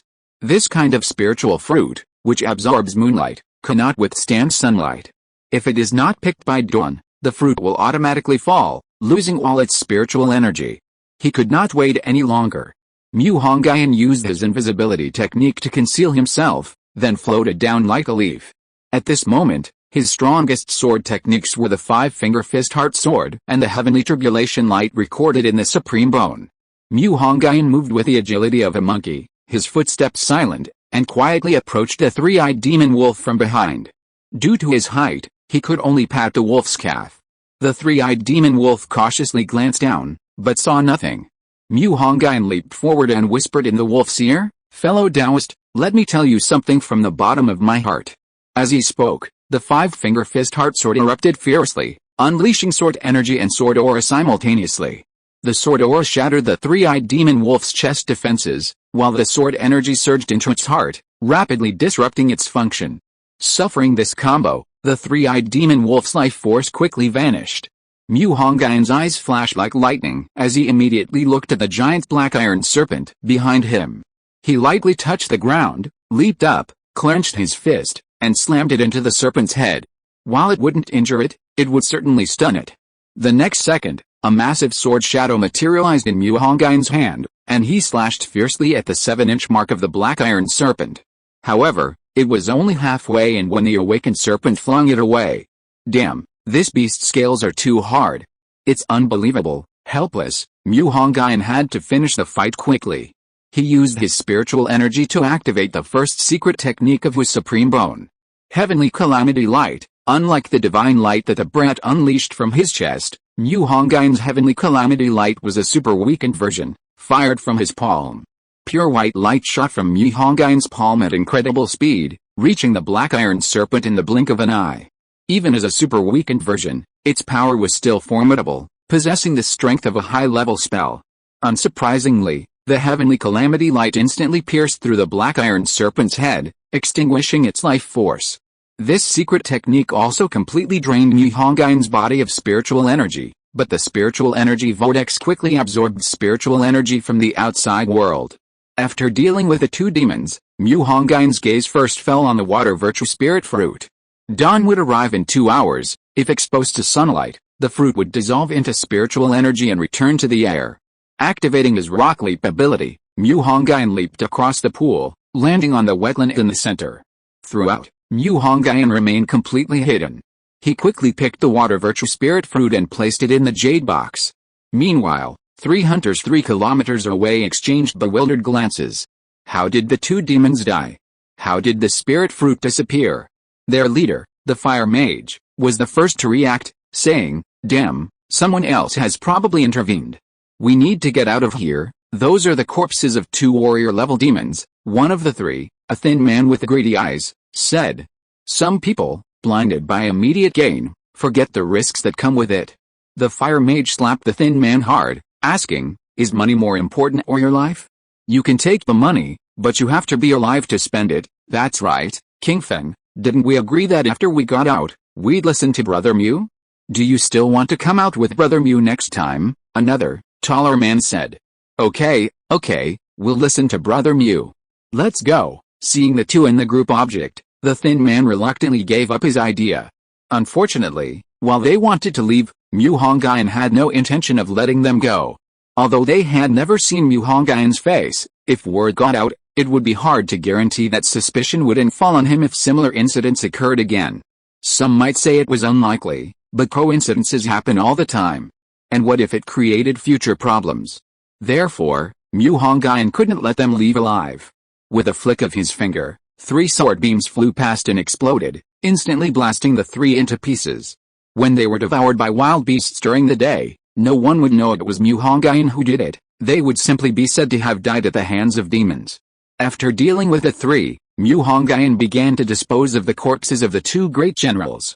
Unfortunately, the 3-eyed demon wolf didn't drop any strange bones. Instead, it released a pool of strange blood from its heart, which Hongyun used his spiritual energy to collect in a bottle. Then he continued to dissect the corpse of the black iron giant serpent with his sword energy. When he opened the serpent's body, Hongyun's pupils dilated instantly. Chapter 17 Water Magic Divine Power, Tai and Sword Key. Mu Hongyun's luck was off the charts. The enormous snake demon had dropped a piece of strange bone over a meter long. It was an incredible stroke of good fortune. Such a long bone would definitely be enough material for a spirit brush, and the rest might even be used to forge a magical artifact. Hidden beneath the bone was also azure blue strange blood. It was truly an incredible stroke of luck. Mu Hongyun was completely stunned. However, even after collecting the strange blood and bone, the two warrior corpses still had great value. Mu Hongyun was now torn between refining the water virtue spirit fruit first or turning the two warrior corpses into spirit pills. After much deliberation, Mu Hongyun decided that this was the territory of the water margin overlord, and ordinary small demons wouldn't dare come here. He would first refine the water virtue spirit fruit to enhance his strength, and then refine the two warrior corpses into spirit pills. Without hesitation, Mu Hongyun leaped onto an ancient tree, using the dense canopy to conceal himself. He carefully took out the water virtue spirit fruit and swallowed it whole. Instantly, a surge of pure spiritual energy, carrying the power of water virtue and the power of yin, entered his body. The pure spiritual energy was guided into the spiritual energy vortex, instantly filling his danshin once again. Then, Mu Hongyun compressed it back little by little. He estimated that after 6 or 7 more compressions, he would reach the level of the well of spiritual energy. The power of water virtue is a water-based power that surpasses the power of water element. After comprehending the power of water virtue, 2 more water-related supernatural powers appeared in the Heavenly Gang and Earthly Fiend's Ruyi Book. The first is the water-forbidding supernatural power. This is a water immunity supernatural power. When cultivated to a high level, even if the 3 lights divine water were poured on it one by one, it would be of no use. The water-forbidding supernatural power is divided into 4 levels: mortal, transcendent, dragon gall, and CI. The second is the water-drinking supernatural power. This supernatural power is not simply drinking water. Drinking means commanding, that is, directing and controlling water. The levels of the water-drinking divine power are represented by water-bearing mythical beasts, with 5 levels in total. The water-drinking beasts are Bixi, Yushi, Waziki, Gonggong, and Xuanwu. Bixi is one of the 9 sons of the dragon, born from a dragon and a tortoise. Dragons are skilled at controlling water, and the tortoise clan is also an expert in water control. Born from the union of these 2 races, Bixi's water control ability is even more outstanding. However, because Bixi's ability to bear weight is superior, its water control ability has been overlooked. After absorbing spiritual energy and the power of water virtue, Mu Hongyun focused his attention on the tiny but pure wisp of Taiyuan energy. Remembering his previous failure to successfully refine the Taiyuan sword key, this was like a godsend. From dawn until dusk, Mu Hongyun finally refined the wisp of Taiyuan energy into Taiyuan sword key, thus elevating his killing power to a new level. Ordinary sword cultivators begin their training by refining the essence of gold and silver to forge Zhengjin's sword key. But Mu Hongyun, this poor bastard, started with nothing and only now has he mastered a single innate sword key. With his strength further enhanced, Mu Hongyun jumped down from the tree. He raised his hand towards the nearby pool, and in the blink of an eye, a fierce whirlpool appeared, whipping up raging waves. Stopping the flow of spiritual energy, the whirlpool gradually subsided. His drinking water technique wasn't weak. Currently, its limitations were limited by his spiritual energy cultivation. If he were to cultivate magical power in the future, flooding the holy city wouldn't be a dream. After withdrawing his drinking water technique, Mu Hongyun turned his gaze to the corpses of the 2 war general demons. The energy hidden within the bodies of war general demons was more than 10 times that of slave demons. Therefore, spiritual energy pills refined from war general demons should be far more effective than those refined from slave-level demons. With a flick of his fingers, Mu Hongyun summoned his magical furnace. His divine sense had already extended 10 kilometers away, confirming that no humans or demons would disturb him. The furnace roared, the light of the magical fire casting a golden glow upon it. This alchemy session took longer than any before, from dusk till dawn, before Mu Hongyun finally refined the 2 demons into 2 spirit pills. Only after seeing these 2 spirit pills did Mu Hongyun understand why his previous alchemy attempts had failed. It turned out that the blood essence and demonic power contained within the servant-level demons were insufficient to refine a first-grade spirit pill. The pills he had refined before were merely half-grade spirit pills.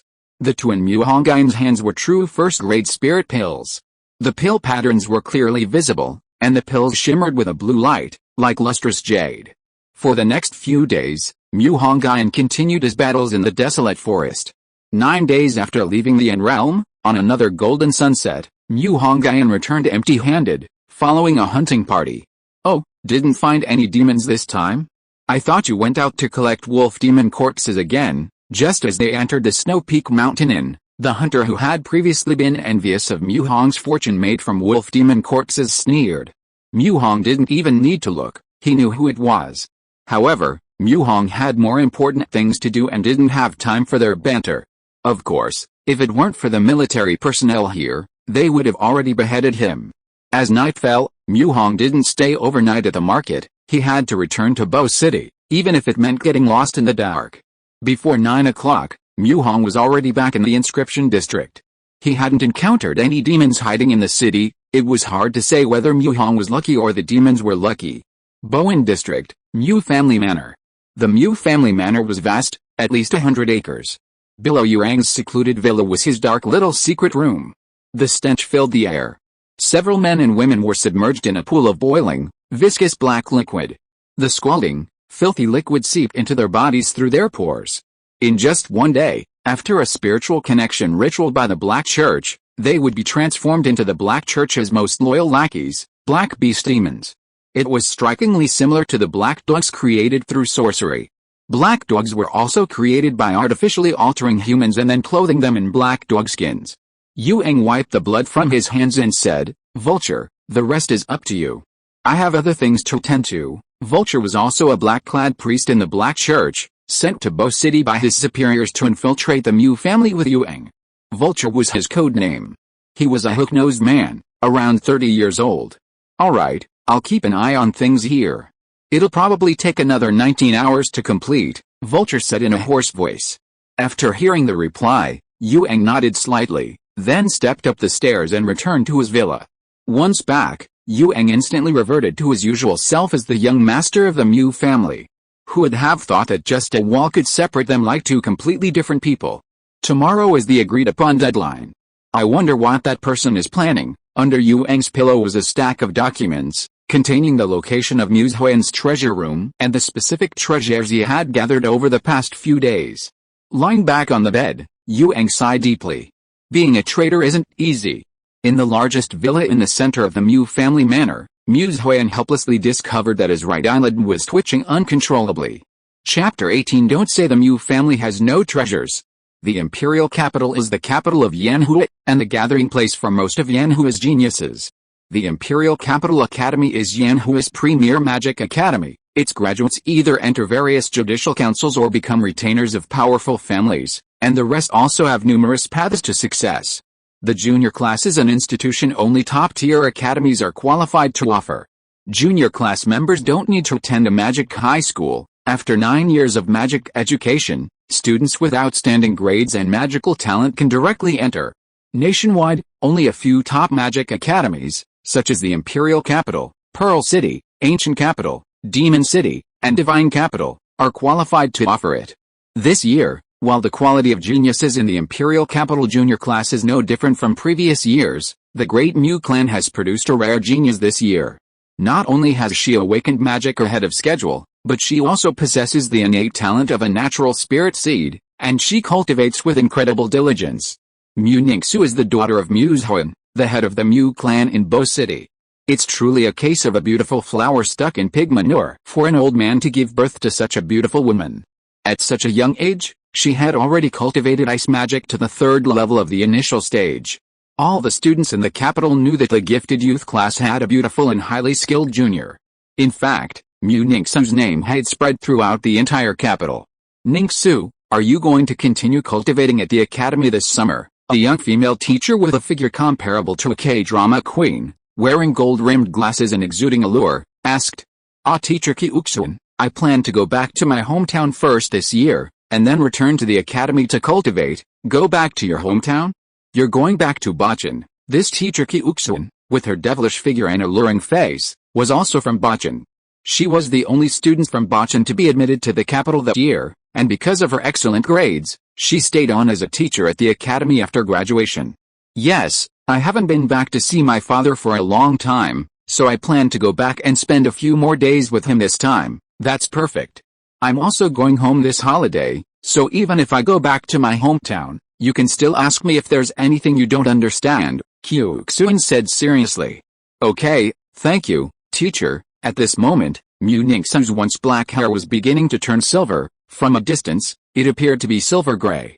Mu Ningxing politely said goodbye to teacher Chujuan and got up to leave the classroom. Finally, the day Mu Hongyun and Yuang had agreed upon arrived. Yuang walked heavily into Xiangxiang restaurant. As soon as he entered, he saw Mu Hongyun sitting in a chair smoking. For some reason, upon seeing Mu Hongyun, Yuang's soul suddenly trembled, as if he had been stared at by a ferocious beast. Mu Hongyun beckoned to Yuang with a hand holding the cigarette, and the two, like good friends, went up to a private room on the third floor. Next time, if you haven't arrived by the time you finish your cigarette, you don't need to come. Just find a place with good feng shui to lie down, Mu Hongyun said coldly as soon as they entered the private room. Yes, Yuang hadn't reacted yet, thinking he'd done something wrong. Until he saw Mu Hongyun's indifferent, cold eyes, and realized Mu Hongyun was telling the truth, so he quickly replied. Did you get the things? Mu Hongyun asked in a hoarse voice. Yes, I got them. Here, Yuang said nervously. Mu Hongyun took the information from Yuang's hand, which stated that Mu Huan had 3 treasure vaults. How far could a small Bo City Mu family go to amass wealth to possess 3 treasure vaults? Mu Hongyun chuckled to himself. Treasure vault number 1 was located under the artificial hill by the pond in the south of the Mu family manor, Mu Huan's first treasure vault, containing magical tools, gold and silver jewelry, and so on. As the ruler of the Bo City Mu family, Mu Huan naturally knew that even the strongest power could decline, let alone his already weak Bo City Mu family. The things hidden under this treasure vault were the capital he was preparing for his comeback. There was also a second treasure vault, hidden in the room of Mu Ningxing's birth mother. Mu Huan was the local tyrant of Bachan. He couldn't be called a good person, but he was undoubtedly a good husband and father. He had been widowed for over a decade and had never been involved in any romantic scandals. It was unexpected that he was such a devoted lover. The second treasure vault was less a physical treasure vault and more a repository of memories between Mu Huan and his wife. The third and largest treasure vault was located under Mu Huan's bed in his bedroom. It was also the largest treasure vault in the Mu family manor. All his magical tools, rare and precious materials, magic stones, and so on were stored in that vault. After reviewing the contents, Mu Hongyun nodded, understanding the situation.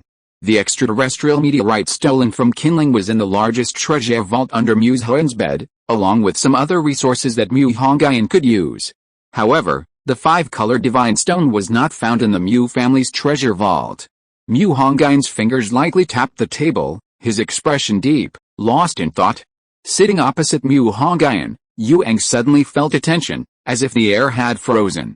Did you see a 5-colored stone in the Mu family manor? After a long while, Mu Hongyun suddenly said softly. A 5-colored stone? My godfather didn't write about it in his diary, Yuang said quickly after hearing this. Diary? Good heavens, so you just copy someone's diary to gather information.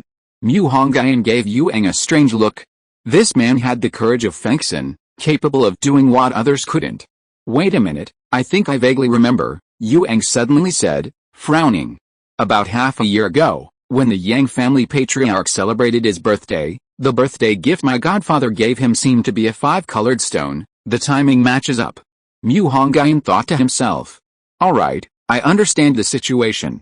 You can leave now, Mu Hongyun waved his hand and said. Yes, sir. Just let me know next time you need anything. Yuang smiled obsequiously as he pushed open the door and left. Damn it, once I've completely latched onto the Holy Church's coattails, I'll make you kneel on the ground begging me. Yuang thought fiercely, the Mu family, the Yang family, it seems we're in for a lot of trouble. After a short while, Mu Hongyun also left Xiangxiang Tower. He would first go back to refine his spirit brush, draw a few spirit talismans, and retrieve the extraterrestrial meteorite from the Mu family. After learning the pot heaven divine power, things would be much easier to handle later. Just thinking about the chain reaction after learning the pot heaven divine power made Mu Hongyun's heart burn with excitement. After concealing his figure, Mu Hongyun no longer hid his speed, passing by people like a gust of wind.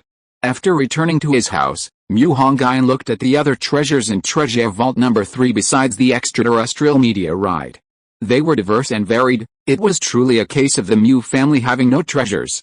Mu Hongyun even discovered the name of White Lion Jade Marrow among them. If he could plunder all these resources, his foundation establishment would be a sure thing. Chapter 19 Encountering Tang Yu while hunting demons. Returning home laden with his spoils, Mu Hongyun first set aside the information Yuang had given him. Now, drawing talismans was the priority.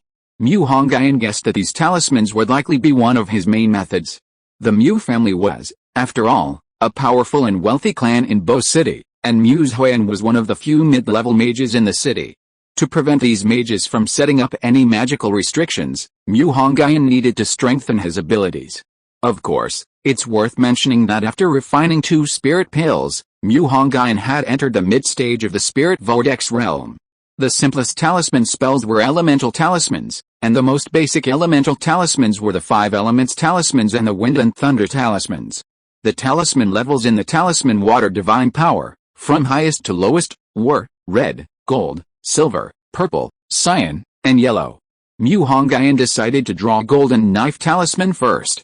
Strangely enough, even abstract magic like chaos magic existed in the magical plane, yet metal-based magic hadn't been properly organized and perfected. Metal-based magic definitely exists, but it's not as perfect as other magic, which is why it hasn't been released. The spirit brush, crafted from a warrior-level alien bone, moved with spiritual energy flawlessly and smoothly. Another day passed. Today, Mu Hongyun's achievements were drawing 5 golden knife talismans, 5 fire spirit talismans, 5 earth shield talismans, and 5 wind blade talismans. That was it. His servant's level alien blood was completely used up. He still had some warrior level alien blood left, but Mu Hongyun was saving it for drawing heavenly thunder talismans. It's pitiful that I, a dignified cultivator, have to go out and kill demons at night for this mere alien blood. It's simply outrageous, Mu Hongyun muttered. Mu Hongyun glanced at the clock and realized it wasn't even 9 o'clock yet. He opened the door, ready to go out, when he bumped into the resident across the street. Aunt Fang, just back, Mu Hongyun asked with a smile. Aunt Fang was an old resident across the street, just over 40 years old, still charming, and taught at the Inscription Girls' Middle School. Her husband, Uncle Chu, teaches at Qinling Magic High School. They have a daughter, also a mage, who has graduated and started working, though not in Bachan. Ah, it's Xiao Mu. Going out, Aunt Fang said softly, as if all teachers spoke like that. Yes, I'm hungry, going out to buy something to eat. Aunt Fang, are you having guests? Mu Hongyun replied with a smile. No guests, no guests, it's my daughter coming home the day after tomorrow. Come over for dinner too? Aunt Fang's face was genuinely happy, her eyes filled with joy and pride, and she patted Mu Hongyun's shoulder. Okay, I'll let you try my cooking then, Mu Hongyun agreed with a smile, his steps light as he went down the stairs. Behind Volvo Plaza was a food street, and Mu Hongyun walked over and sat down at his usual barbecue stall. Without even looking around, he spotted a beautiful woman whose looks were at least an 85 out of 100. The first impression of her fiery figure is her size. Her breasts are full and rounded like hills.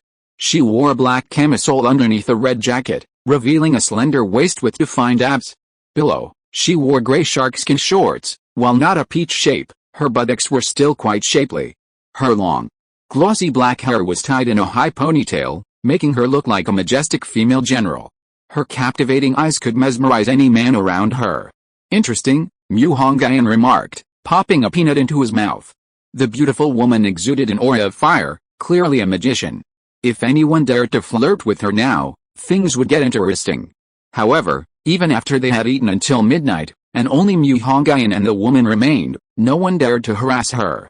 Once past midnight, Mu Hongyun went to settle the bill and prepared to start work. High above, overlooking the world.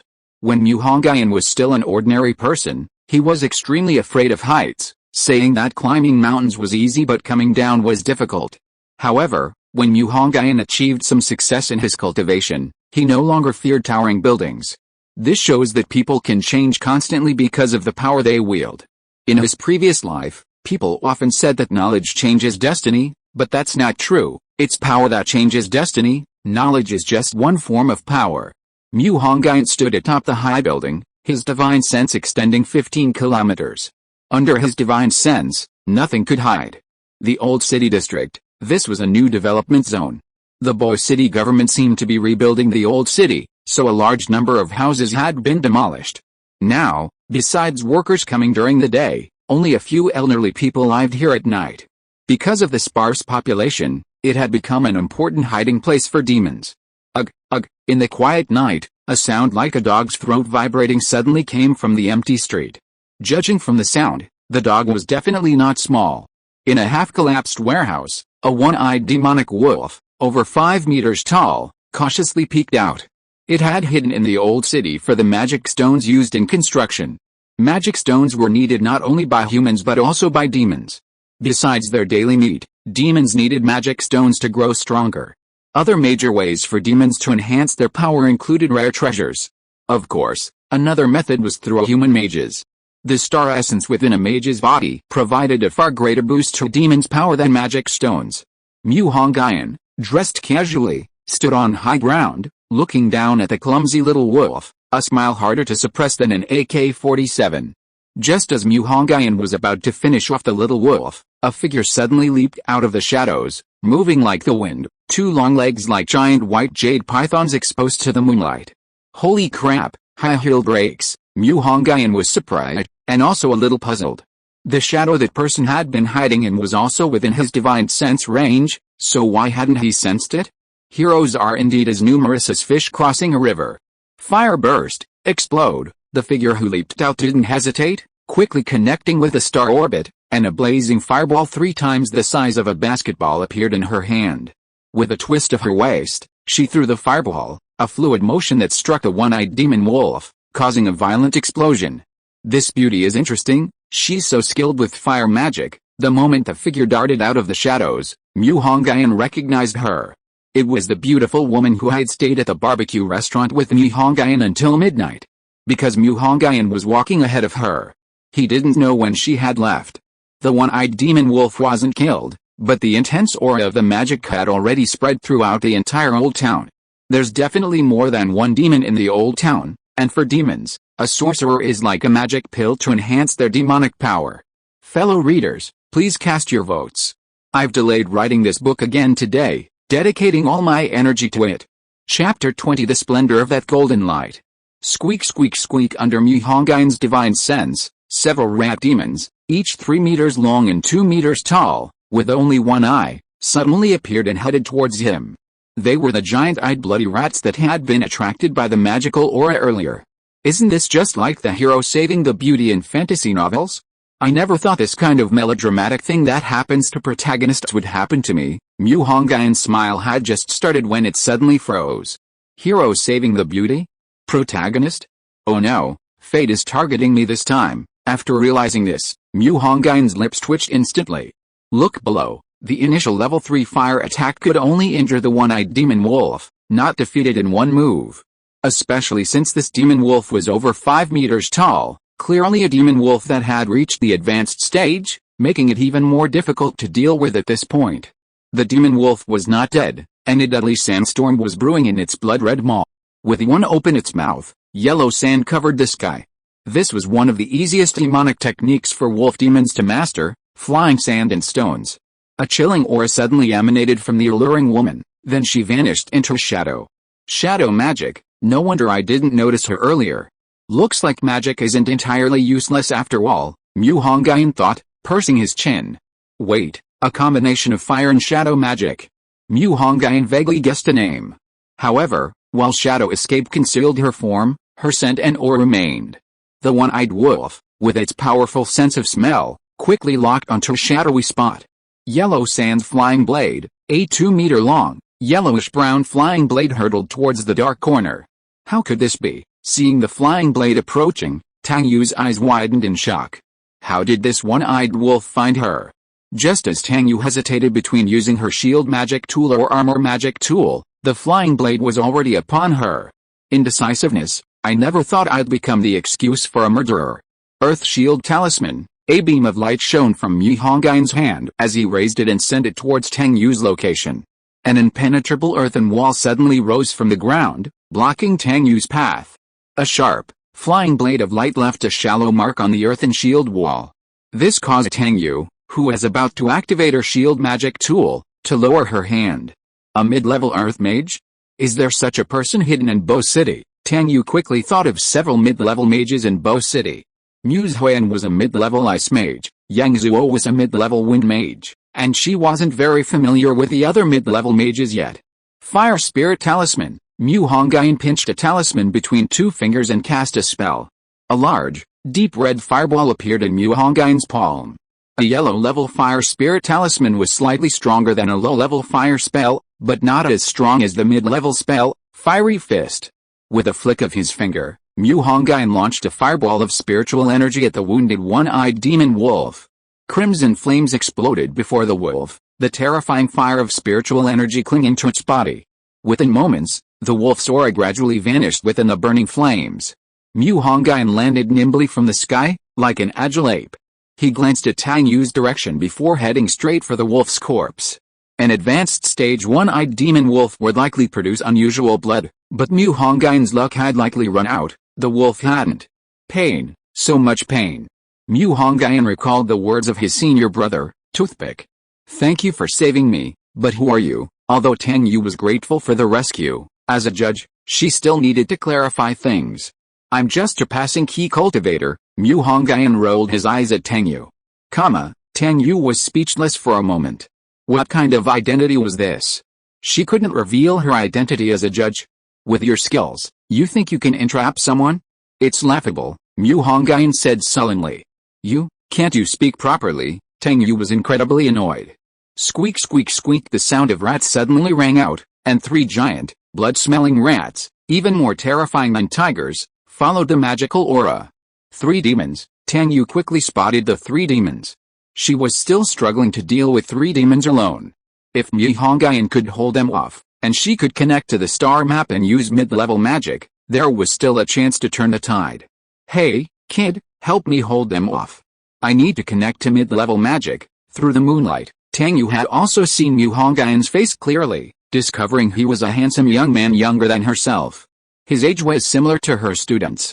Mu Hongyun didn't answer, and Tang Yu ignored him, instead closing her eyes to connect to the star map. Although she could connect to the star map independently, she hadn't yet reached the level of one thought, one method due to her lack of proficiency. Soon, flames containing powerful magic condensed into a fire ring around her right hand.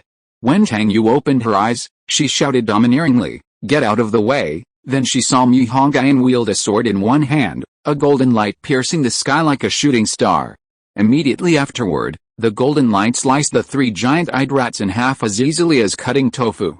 Mu Hongyun was like a peerless sword immortal, dashing and debonair. Tang Yu was momentarily stunned. Tang Yu was so shocked she couldn't speak. I asked you to restrain them. How did you manage to restrain them to death? Do you have some misunderstanding about the word restrained? Tang Yu was caught in an awkward situation, unsure whether to release the fire ring or not. Did you even hear me? Tang Yu cancelled her punch and stomped her foot angrily. How? Mu Hongyun rolled his eyes at Tang Yu again. Tang Yu's soul was pounding. This kid's arrogant attitude was truly annoying. But then she thought about Mu Hongyun's magic earlier. The golden light was most likely light magic, but light magic had no offensive capabilities in its early stages. Only high-level light magic could freely create magic. Could this kid be a high-level mage? Impossible, that's too outrageous. Tang Yu immediately ruled out the possibility that Mu Hongyun was a high-level mage. Mu Hongyun ignored the dazed Tang Yu and prepared to leave. The corpses of the 3 giant-eyed rats didn't even need an examination. Such lowly demons weren't qualified to drop any strange blood. This pretty woman, although somewhat attractive, had already been labeled by Mu Hongyun as big-breasted and brainless. Tang Yu was lost in thought for a while, then looked up and saw Mu Hongyun walking away.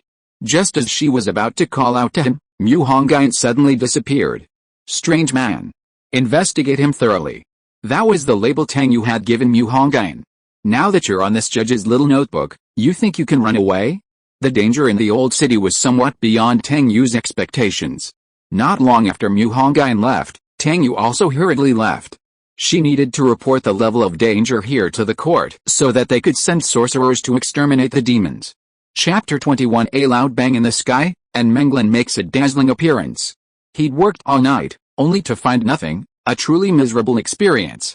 By the time Hongyun returned home, the sky was already beginning to lighten. He quickly sat cross-legged to absorb the first wisp of purple energy from the horizon, hoping to recover his energy through cultivation. Around 8 or 9 in the morning, a dull thud suddenly came from the stairwell outside his door. Hongyun released his divine sense and discovered that Aunt Fang, who lived across the hall, had somehow tumbled down the stairs. To maintain his image as a helpful young man, Hongyun immediately opened the door and ran out. Feigning surprise, he asked, "Aunt Fang, what happened?" "What's wrong?" Aunt Fang's beautiful face showed pain, her lips pale. She said, "It's Zhan Mu. It's nothing, he just missed a step while going upstairs and fell." "Then, Aunt Fang, I'll carry you to the hospital." With that, Hongyun simply picked up Aunt Fang and carried her downstairs. "Oh, thank you so much, Zhan Mu. It just so happens my old man is still at school. I'm so sorry to have troubled you," Aunt Fang said somewhat apologetically. "It's nothing, no trouble at all. We'll get to the hospital for a checkup, then you can tell Uncle Chu." Although Hongyun hadn't awakened magic, Aunt Fang, on his back, felt the wind on her face was even stronger than when the wind rails were activated. Aunt Fang, lying on Hongyun's back, could naturally feel his strong body. Thinking about how her daughter was almost 30 and still hadn't resolved her relationship issues, she couldn't help but consider playing matchmaker. But then she remembered that her daughter was a magician, while Zhan Mu was just an ordinary person. The difference in their status was too great. Sigh, Aunt Fang sighed helplessly. Hongyun was completely unaware that his good neighbor was grieving over his love life. After arriving at the hospital, Hongyun registered and paid the fees. It wasn't much money. Perfect for maintaining his image as a helpful young man. Upon arrival at the hospital, the doctor's diagnosis was that there were no broken bones, but they needed to be observed for a couple more days. Hongyun smiled and said, "Okay, doctor, thank you." After the doctor left, Hongyun went to the hospital bed and said with a worried look, "Aunt Fang, the doctor said that although the bones weren't broken, I still need to stay in the hospital for observation for a few days to see if there are any other sequelae." "Little Mu, thank you so much. If it weren't for you, I'd probably still be lying on the stairs right now. My old man at home usually doesn't come home for lunch." Aunt Fang looked at the handsome Hongyun, and her previous thoughts resurfaced. Just as Aunt Fang was about to speak, Uncle Chu, covered in sweat, ran into the ward. "Old Chu, what brings you here?" Aunt Fang was clearly shocked by Uncle Chu's arrival. "Really, how could you be so careless?" Uncle Chu gently walked to Aunt Fang's bedside, looking at her injured leg with concern. "What brings you here? Don't you have a full day of classes?" Aunt Fang's joy outweighed her shock, and her eyes were full of smiles. Hongyun rolled his eyes helplessly. A man in his 40s, still showing off his affection. However, Hongyun felt a strange familiarity with the scene before him, though he couldn't recall where he had seen it before. "Little Mu, this time it's all thanks to you. If you hadn't noticed, I wouldn't even dare to imagine what would have happened," Uncle Chu said sincerely, shaking Hongyun's hand. "Oh, Uncle Chu, we're neighbors, how could I not help when I saw it? But since you're here to take care of Aunt Fang, I'll head back now, then let me see you off, Little Mu," Uncle Chu said, hurrying to leave. Hongyun quickly stopped him, saying, "No need to see me off, Uncle Chu. We're not strangers. Aunt Fang needs someone by her side, you should go and take care of her first." Hongyun smiled and declined, then walked out of the hospital. As soon as he stepped out, the smile on Hongyun's face vanished instantly, replaced by a deep, serious expression. It was unclear when Hongyun had learned the Sichuanese art of face changing. Hongyun returned home with light steps, suddenly noticing what seemed like a living being in his house. Entering the living room, he found Meng Lan sprawled on the sofa like a grandpa, with cans of cola scattered around her feet, her chubby hands holding a remote control, searching for a TV channel. Upon recognizing Meng Lan, Hongyun quickly relaxed. "Where did you go? I sensed your presence here, so I waited for you," Meng Lan said, picking at her teeth with a hand she just used to pick at her toes, a common trick, picking your toes and teeth. "When did you arrive?" Hongyun asked excitedly. The shorthand points to 1, Meng Lan said, pointing to the clock on the wall. "That's about an hour," Hongyun said, shaking his head. Then, his mind entered his mysterious space, Discovering that Meng Lan's travel time hadn't been updated yet, she had 16 days until her next trip. Hongyun ignored Meng Lan and plopped down next to her, pondering how to plot against the Yang family's 5-color divine stone. The Yang family wielded considerable power in Bo City, for no other reason than that the family patriarch, Yang Zhuo, was the president of the Bo City Magic Association, wielding immense power over magical resources. Even the use of Bo City's specialty, the Sacred Spring, required the Magic Association's approval. However, Hongyun soon discovered some good news. In 3 days, the Yang family would be hosting a banquet, attracting the attention of Bo City's most prominent figures, including the leader of Bo City's family factions, Zhan. This meant that in 3 days, both the Yang and Mu families would have a chance to succeed. Hongyun's eyes gleamed. Although with his current strength he could easily storm the Yang family and escape, it was the least efficient method. Someone once said, killing is not the goal, but merely a means. Why would Hongyun create obstacles for himself when something could be accomplished without bloodshed? Suddenly, Hongyun's phone rang. Hongyun picked up the phone and saw it was an unfamiliar number. He answered with a puzzled look. "Hello, kid, you ran off way too fast last night." A voice like a silver bell came from the other end, very pleasant. "It's you." Hearing this familiar yet unfamiliar voice, Hongyun quickly thought of the beautiful woman with the jade python legs from last night. Hongyun frowned, never expecting Tang Yu to have found his phone number. "Little Mu, you're still too green. From the first day you entered the Snow Peak Mountain Inn, your information was already in the hands of the Snow Peak Mountain Inn's commander." Tang Yu wasn't afraid Hongyun would hang up on her, because she even knew where he lived. The tribunal was a unique judicial institution in the ancient Yanhua kingdom, independent of the Magic Council, specifically for judging magicians who violated the Magic Treaty. And for Tang Yu, as a judge of the Lingyan Temple Tribunal, investigating the information of an ordinary person was incredibly easy. "So, what's the purpose of your call?" Hongyun asked bluntly. "First, naturally, it's to thank you for saving my life last night. As for the second thing, can we talk about it in person?" Tang Yu's voice became serious as she addressed the matter at hand. "Time and address, tomorrow, the coffee shop outside Qinling Magic Academy." "Okay," Hongyun readily agreed, but his mind was already preoccupied with whether or not to deal with Tang Yu tomorrow. "I'm busy today, so updates will be a bit slow. There will be another chapter tonight. If you are listening to this novel on a channel other than Fanfic World, it means it was downloaded and re-uploaded without effort. We warmly invite you to visit our channel, Fanfic World. There you will find the original version of this story and many other novels of various genres. We look forward to seeing you dive into a world of incredible novels. Chapter 22 Such an awkward encounter. The next day, Hongyun left Meng Lan at home alone and went to meet Tang Yu. Qinling Magic Academy was known as the cradle of mages in Bo City, mainly because it was the only public magic academy in Bo City. At the entrance of Qinling Magic Academy was a food street. Hongyun was surprised to find that there were 7 or 8 cafes there. He had no idea which one Tang Yu had chosen. Just as Hongyun was in shock, Tang Yu emerged from a cafe with a Republican-era style.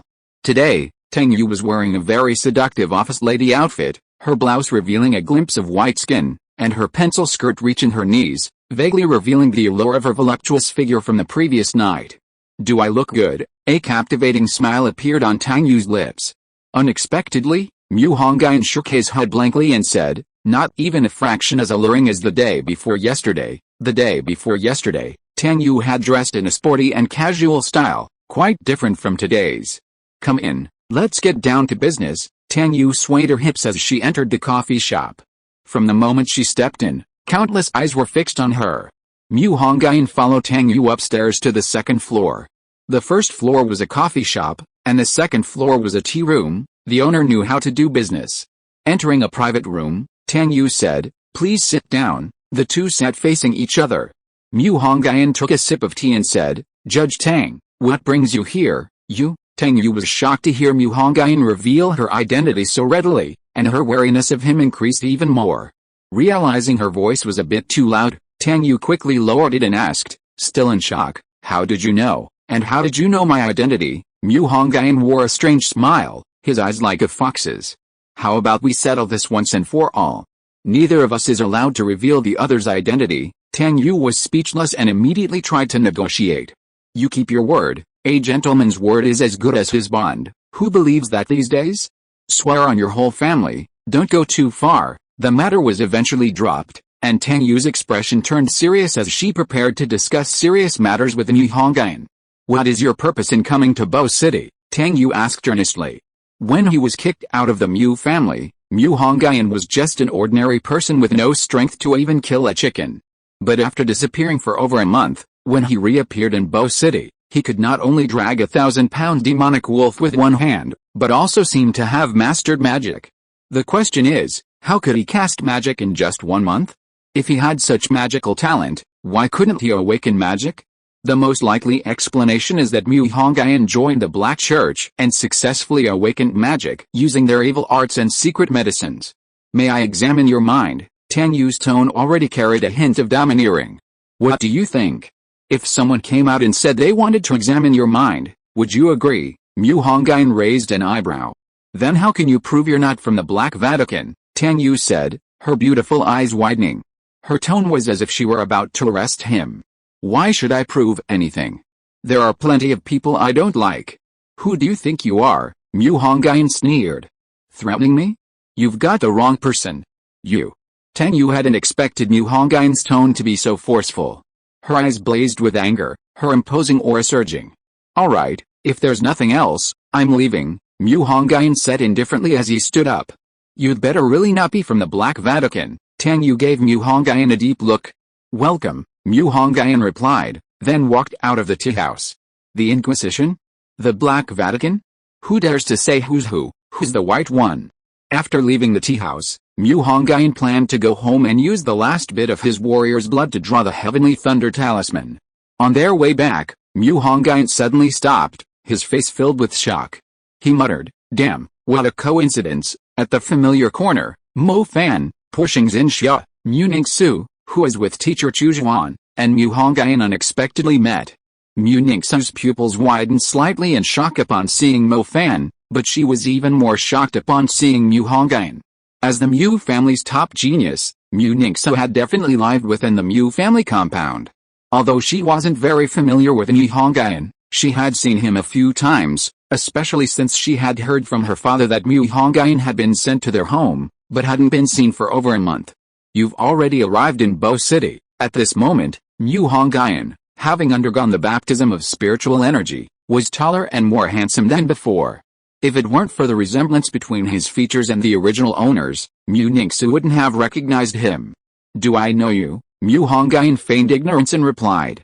After speaking, he turned and left, but actually followed behind them, eavesdropping on their conversation with his divine sense. Mu Ningsu fell silent, unsure if she had mistaken someone for someone else. Oh. Sister Ningsu, you're back, the wheelchair-bound girl, Yixingxia, exclaimed happily upon seeing Mu Ningsu. Hey, Zuxu, why didn't you tell me you were coming back? Mo Fan said with a sly smile upon seeing Mu Ningsu. I just got back too, congratulations on awakening fire magic. Mu Ningsu forced a smile and spoke to Xinxia, then congratulated Mo Fan with a complicated expression. Does a mere fire magic spell even catch your eye, Miss Mu? Mo Fan chuckled. I forgot to introduce you, this is my teacher Chu Zhuan from the Imperial Capital Academy, also from Bo City. After a moment of awkward silence, Mu Ningsu quickly introduced Chu Zhuan. Hello, Sister Chu Zhuan, Yixingxia greeted the tall woman beside Mu Ningsu sweetly. Actually, Mo Fan had been captivated by Chu Zhuan from the very beginning, her elegant and pretty face, her curvaceous figure reminiscent of a Korean comic book, and her gold-rimmed glasses paired with a brown trench coat. Hello, Sister Chu Zhuan. However, in front of Mu Ningsu and Xinxia, Mo Fan feigned an indifference to her beauty. His lecherous soul was already stirring. Hello, Chu Zhuan said with a gentle smile. Ningsu, since you have other things to do, you don't need to accompany me. My home isn't far from here, I can go back by myself. Teacher, please be careful. Mu Ningsu called Chu Zhuan a few times, but found she couldn't reach her, so she could only remind her to be careful on her way home. But after saying this, she smiled helplessly. In Bo City, who could pose a threat to a high-level mage? Chapter 23 Mu goes to the door and gets a beating. After the three dispersed, Mu Hongyun began walking home. As he quickly climbed the stairs, he suddenly noticed someone standing at his door. Looking closer, he recognized her as the woman who had been with Mu Ningsu earlier. Judging from her magical aura, she was likely an ice mage. A member of the Mu family? How did she find her way here? Mu Hongyun frowned, his right hand silently circulating Taiyan sword key. If it erupted, he was confident he could decapitate her with a single strike.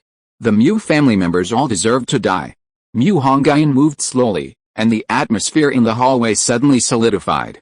Just as Mu Hongyun was about to approach her, unleash a Taiyan sword key followed by a five-finger fist heart sword combo to finish her off, Zhan suddenly said, "Hello, are you a resident here?" Mu Hongyun was taken aback, wondering if this was a delaying tactic. Mu Hongyun nodded heavily and pointed to his own door, saying, "I live here." "Oh, that's great. Do you know your neighbors across the hall?" The woman was delighted to hear that Mu Hongyun was a resident. "You mean Aunt Fang and Uncle Chu?" Mu Hongyun used his divine sense to scan the area and, seeing a woman who resembled Aunt Fang by about 70%, roughly understood what was going on. Yes, you know them," the woman asked excitedly. "What's your relationship to them?" Mu Hongyun asked, as a precaution. "I'm their daughter, my name is Zhan." Only then did Mu Hongyun lower his guard and calmly say, "Aunt Fang fell and hurt her leg in the stairwell yesterday, and Uncle Chu must be taking care of her." "By the way, why didn't you call?" Mu Hongyun asked again. "I tried, but couldn't get through." "Thank you, I'll go find them right now." Before Zhan could finish speaking, Aunt Fang called back. She hurriedly went downstairs. After Zhan left, Mu Hongyun finally breathed a sigh of relief.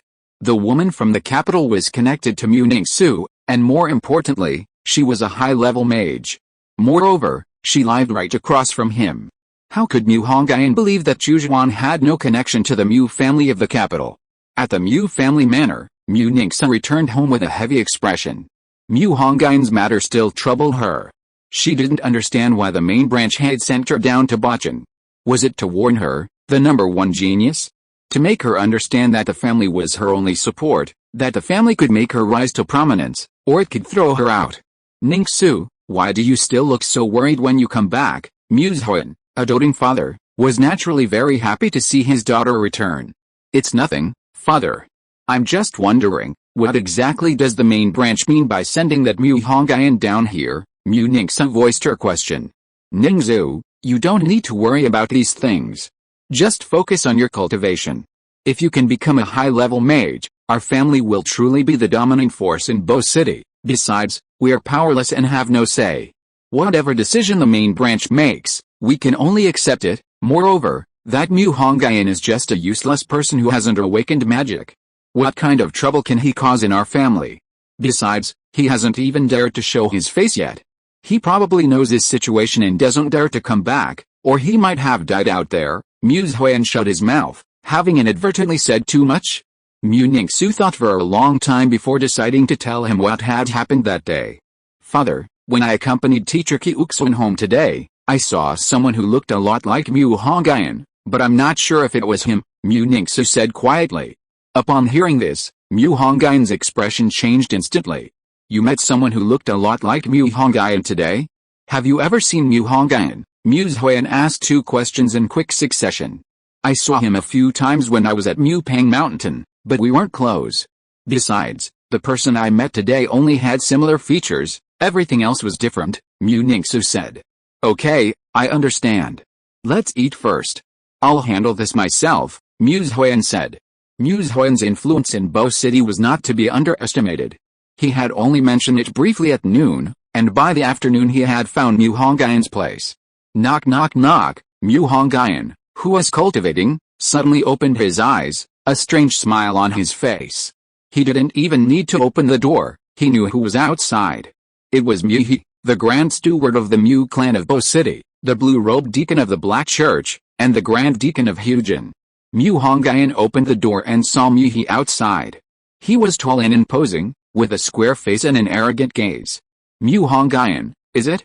My name is Mu." When Mu saw Mu Hongyun, he acted like a eunuch beside the emperor, with an air of superiority. Unfortunately, before he could finish speaking, Mu Hongyun punched him in the stomach.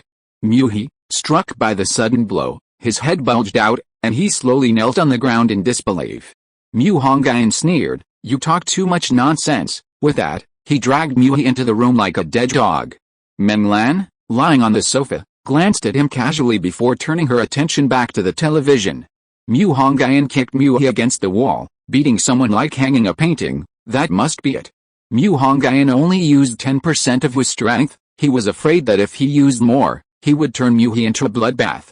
Although Mu was lying on the ground, unable to speak, he was utterly shocked. This bastard dared to treat him, the Grand Steward Mu, like this. How dare he? "You piece of trash, how dare you treat me like this?" Mu gritted his teeth and said. Hongyun's eyes grew even colder. "Mu, right? Don't speak, take a deep breath."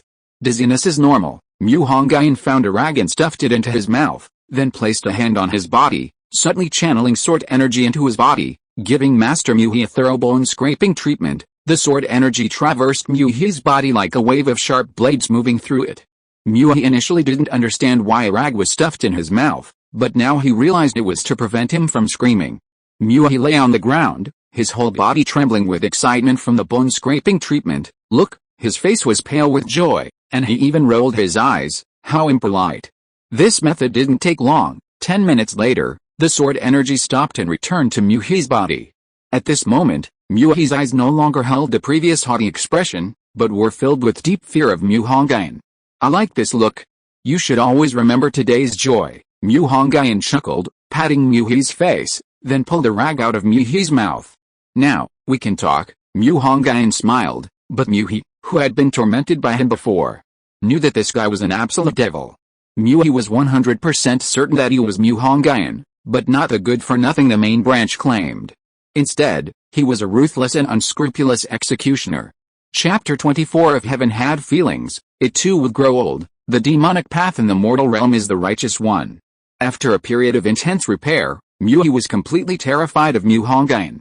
"Tell me, what's the purpose of your visit?" Hongyun pulled up a chair, sat down in front of Mu, and then placed a foot on Mu's head, asking, "Who told you where I live?" Hongyun's tone was calm, but every word carried murderous intent.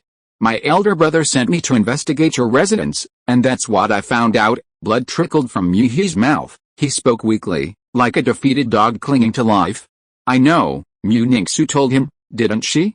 I just met Mu Ningsu yesterday, and today you're here. What do you plan to do to the Mu family?" Mu asked fearfully. "What I should do depends on how you say it. Do you know what to say when you return to the Mu family?" I'll say you're not Hongyun. You just look a bit like him." Hongyun didn't even need to think. Mu had already devised a false identity for him. "Good that you understand." Hongyun slowly removed his foot from Mu's head, patted his face, and suddenly planted his sword energy. The Mu family of Bachan could be easily appeased, but the Mu family of the capital was not so simple. Chu Zhan, who came from the capital, was very suspicious. Of course, it was also possible that Hongyun was overthinking things. He simply had no value worth the capital's Mu family doing this for. He and Mu Ningsu had only met a few times a few years ago, less than a handful, yet Mu Ningsu recognized him at a glance. Hongyun found it hard to believe that fate hadn't intervened. Hongyun took a deep breath, clearing his mind of distractions. The most important thing now was to obtain the 5-color divine stone and the extraterrestrial meteorite, and then return to the Qinling Mountains. With the protection of the Supreme Monarch, what could the Mu family do? A day passed in the blink of an eye, and in the evening, Hongyun's door was knocked on again. Hongyun released his divine sense and discovered that it was Uncle Chu, who lived across the street. Hongyun opened the door and asked, "Uncle Chu, how is Aunt Fang recovering?" Uncle Chu smiled and said, "The doctor said there's nothing wrong.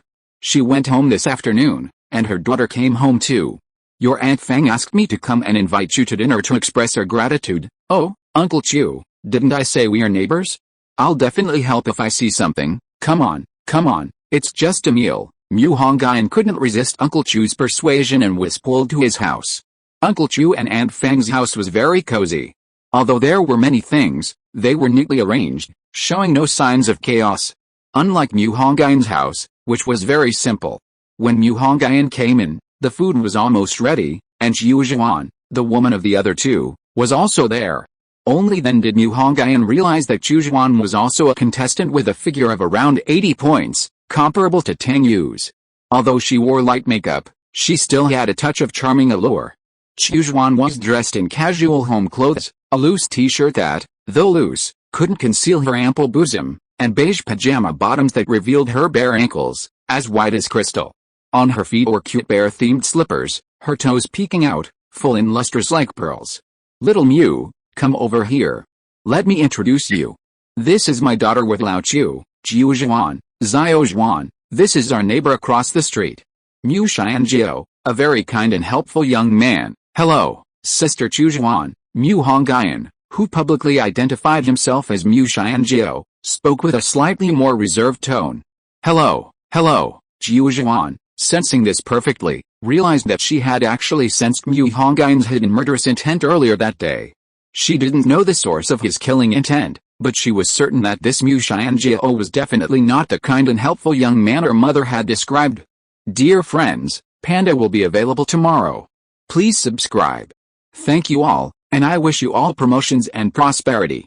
Chapter 25. I narrowly escaped death, yet my heart still yearns for the heavens.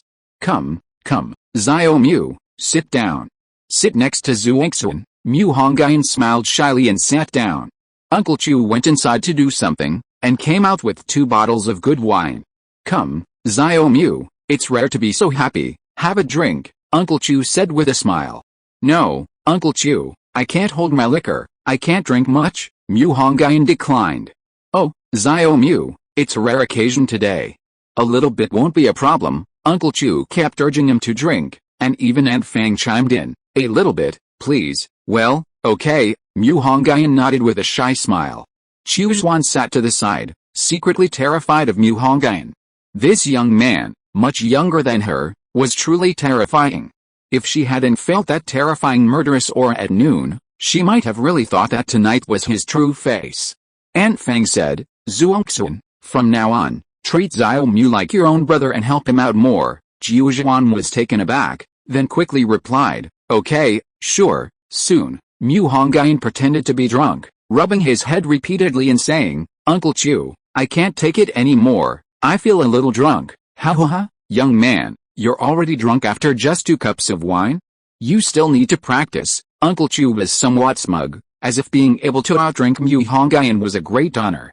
It wasn't until Aunt Fang patted Uncle Chu that he reacted and said, "Zuangxun, help your brother back home." "Okay." Jiu Zhuan couldn't wait to get this killing god out of her house. While helping Mu Hongyun, Jiu Zhuan once again felt a faint killing intent. Why did he always have killing intent towards her? Jiu Zhuan couldn't understand it. Fortunately, Mu Hongyun didn't suddenly attack in the stairwell. Before obtaining the extraterrestrial meteorite iron and the 5-colored divine stone, he wouldn't do anything foolish. Back in his room, Mu Hongyun's eyes cleared quickly. He'd only been feigning drunkenness. Chu Zhuan's identity was shrouded in mystery. No wonder Mu Hongyun suspected her, the coincidences were too numerous. She came from the capital and was a high-level mage. Never mind that for now, tomorrow night was the day he would obtain the extraterrestrial meteorite. With Mu Zhuan absent, it was the perfect opportunity to strike. For the next few days, Mu Hongyun focused on conserving his energy. Finally, the day of the banquet arrived. The Yang family seemed to take the evening's banquet very seriously, bustling about from morning till night. By evening, the parking lot outside the Yang family compound was filled with luxury cars, and high society figures in suits and ties were entering and leaving the Yang family compound.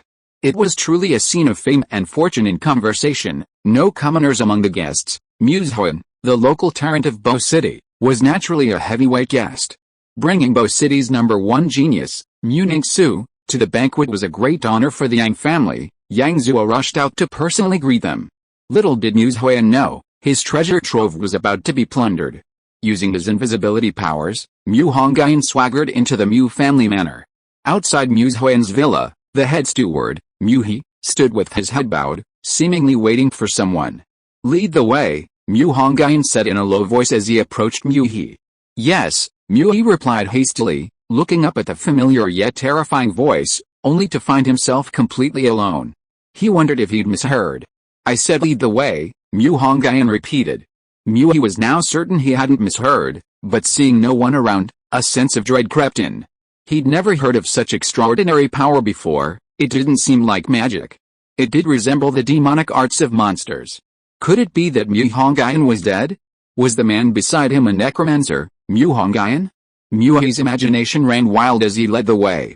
Long after Mu Hongyun left, Mui had dismissed all the servants in the villa. Now, only Mu Hongyun and Mui remained. Well done, Mu Hongyun revealed himself and praised. I dare not accept such praise, Mui said after a fierce internal struggle. This seemingly useless boy, whom everyone could trample on, suddenly stood above him, a mid-level mage. Anyone would feel a great sense of loss. Mu Hongyun nodded secretly. Mui and Yuang had been well trained by the Black Church. They were practically perfect traders. After bypassing the ornate staircase, they finally arrived at Mu Hongyun's room. The third treasure vault was located under Mu Hongyun's bed. Mu Hongyun easily pulled open the heavy sandalwood bed, weighing over 100 pounds. Mui, no longer surprised, stepped forward and lifted the blanket, revealing the mechanism beneath. With his manipulation, a locked hidden door appeared before him. Where's the key? Mu Hongyun asked coldly. Reporting to you, sir, only my elder brother has the key, Mui replied, bowing his head. He's not entirely stupid. Mu Hongyun imbued his fingers with sword energy and easily slashed through the door. Without hesitation, Mu Hongyun jumped down, leaving Mui to watch from above. Upon landing, Mu Hongyun was immediately stunned by the scale of the place. It turned out that this treasure vault was actually a mezzanine on the third floor, meaning the vault itself was on the third floor, while Mu Hongyun's residence was on the fourth. Gold and silver jewels were everywhere in the vault. These were probably the most common items found there. Soon, Mu Hongyun used his divine sense to locate the legendary extraterrestrial meteorite. It wasn't as large as he had imagined, only about the size of a large bowl. The gray sphere's surface shimmered with a magnificent silver light, quite extraordinary. Mu Hongyun placed his hand on the surface of the meteorite, extracting the internal spatial matter, preparing to cultivate the pot heaven divine power. The pot heaven divine power is a spatial manipulation technique, allowing one to create a space at will, or within objects. At its highest level, it can truly evolve this space into a world. The pot heaven divine power is divided into 3 levels: mustard seed, sumeru, and hangsha. The mustard seed is a space created without the generation of spiritual energy. It can only store inanimate objects. After 100 breaths, Mu Hongyun opened his eyes. The pot heaven divine power had been officially mastered. Currently, Mu Hongyun has mastered 10 earthly fiend techniques: guiding key, pill manipulation, stone boiling, swordsmanship, rock leaping, talisman water, sprouting head, drinking water, water forbidden technique, and pot heaven, increasing his lifespan by 100 years. Ha ha ha, truly a rock rising with the wind, soaring 90,000 miles high. Mu Hongyun laughed heartily, speaking with a chilling tone. With a slight wave of his hand, the treasures in the entire treasure vault automatically squeezed into Mu Hongyun's mustard seed space, and in no time, treasure vault number 3 was empty. Mu Hongyun jumped out of the treasure vault, while Mui remained loyally guarding the entrance. Mu Hongyun didn't even bother to restore the room to its original state, simply dismissing Mui so he could explore the Mu family manor further. Looking at the picturesque Mu family manor, Mu Hongyun's thoughts turned to how to make the Mu family of Bachin a sharp dagger aimed at the Mu family of the capital. End of this chapter. Thank you so much for reading until the end. Don't forget to give it a like. Looking for more exclusive content and immediate access? Subscribe to our Patreon. Remember, every like, subscription or donation encourages us to continue. Thank you all. See you in the next video.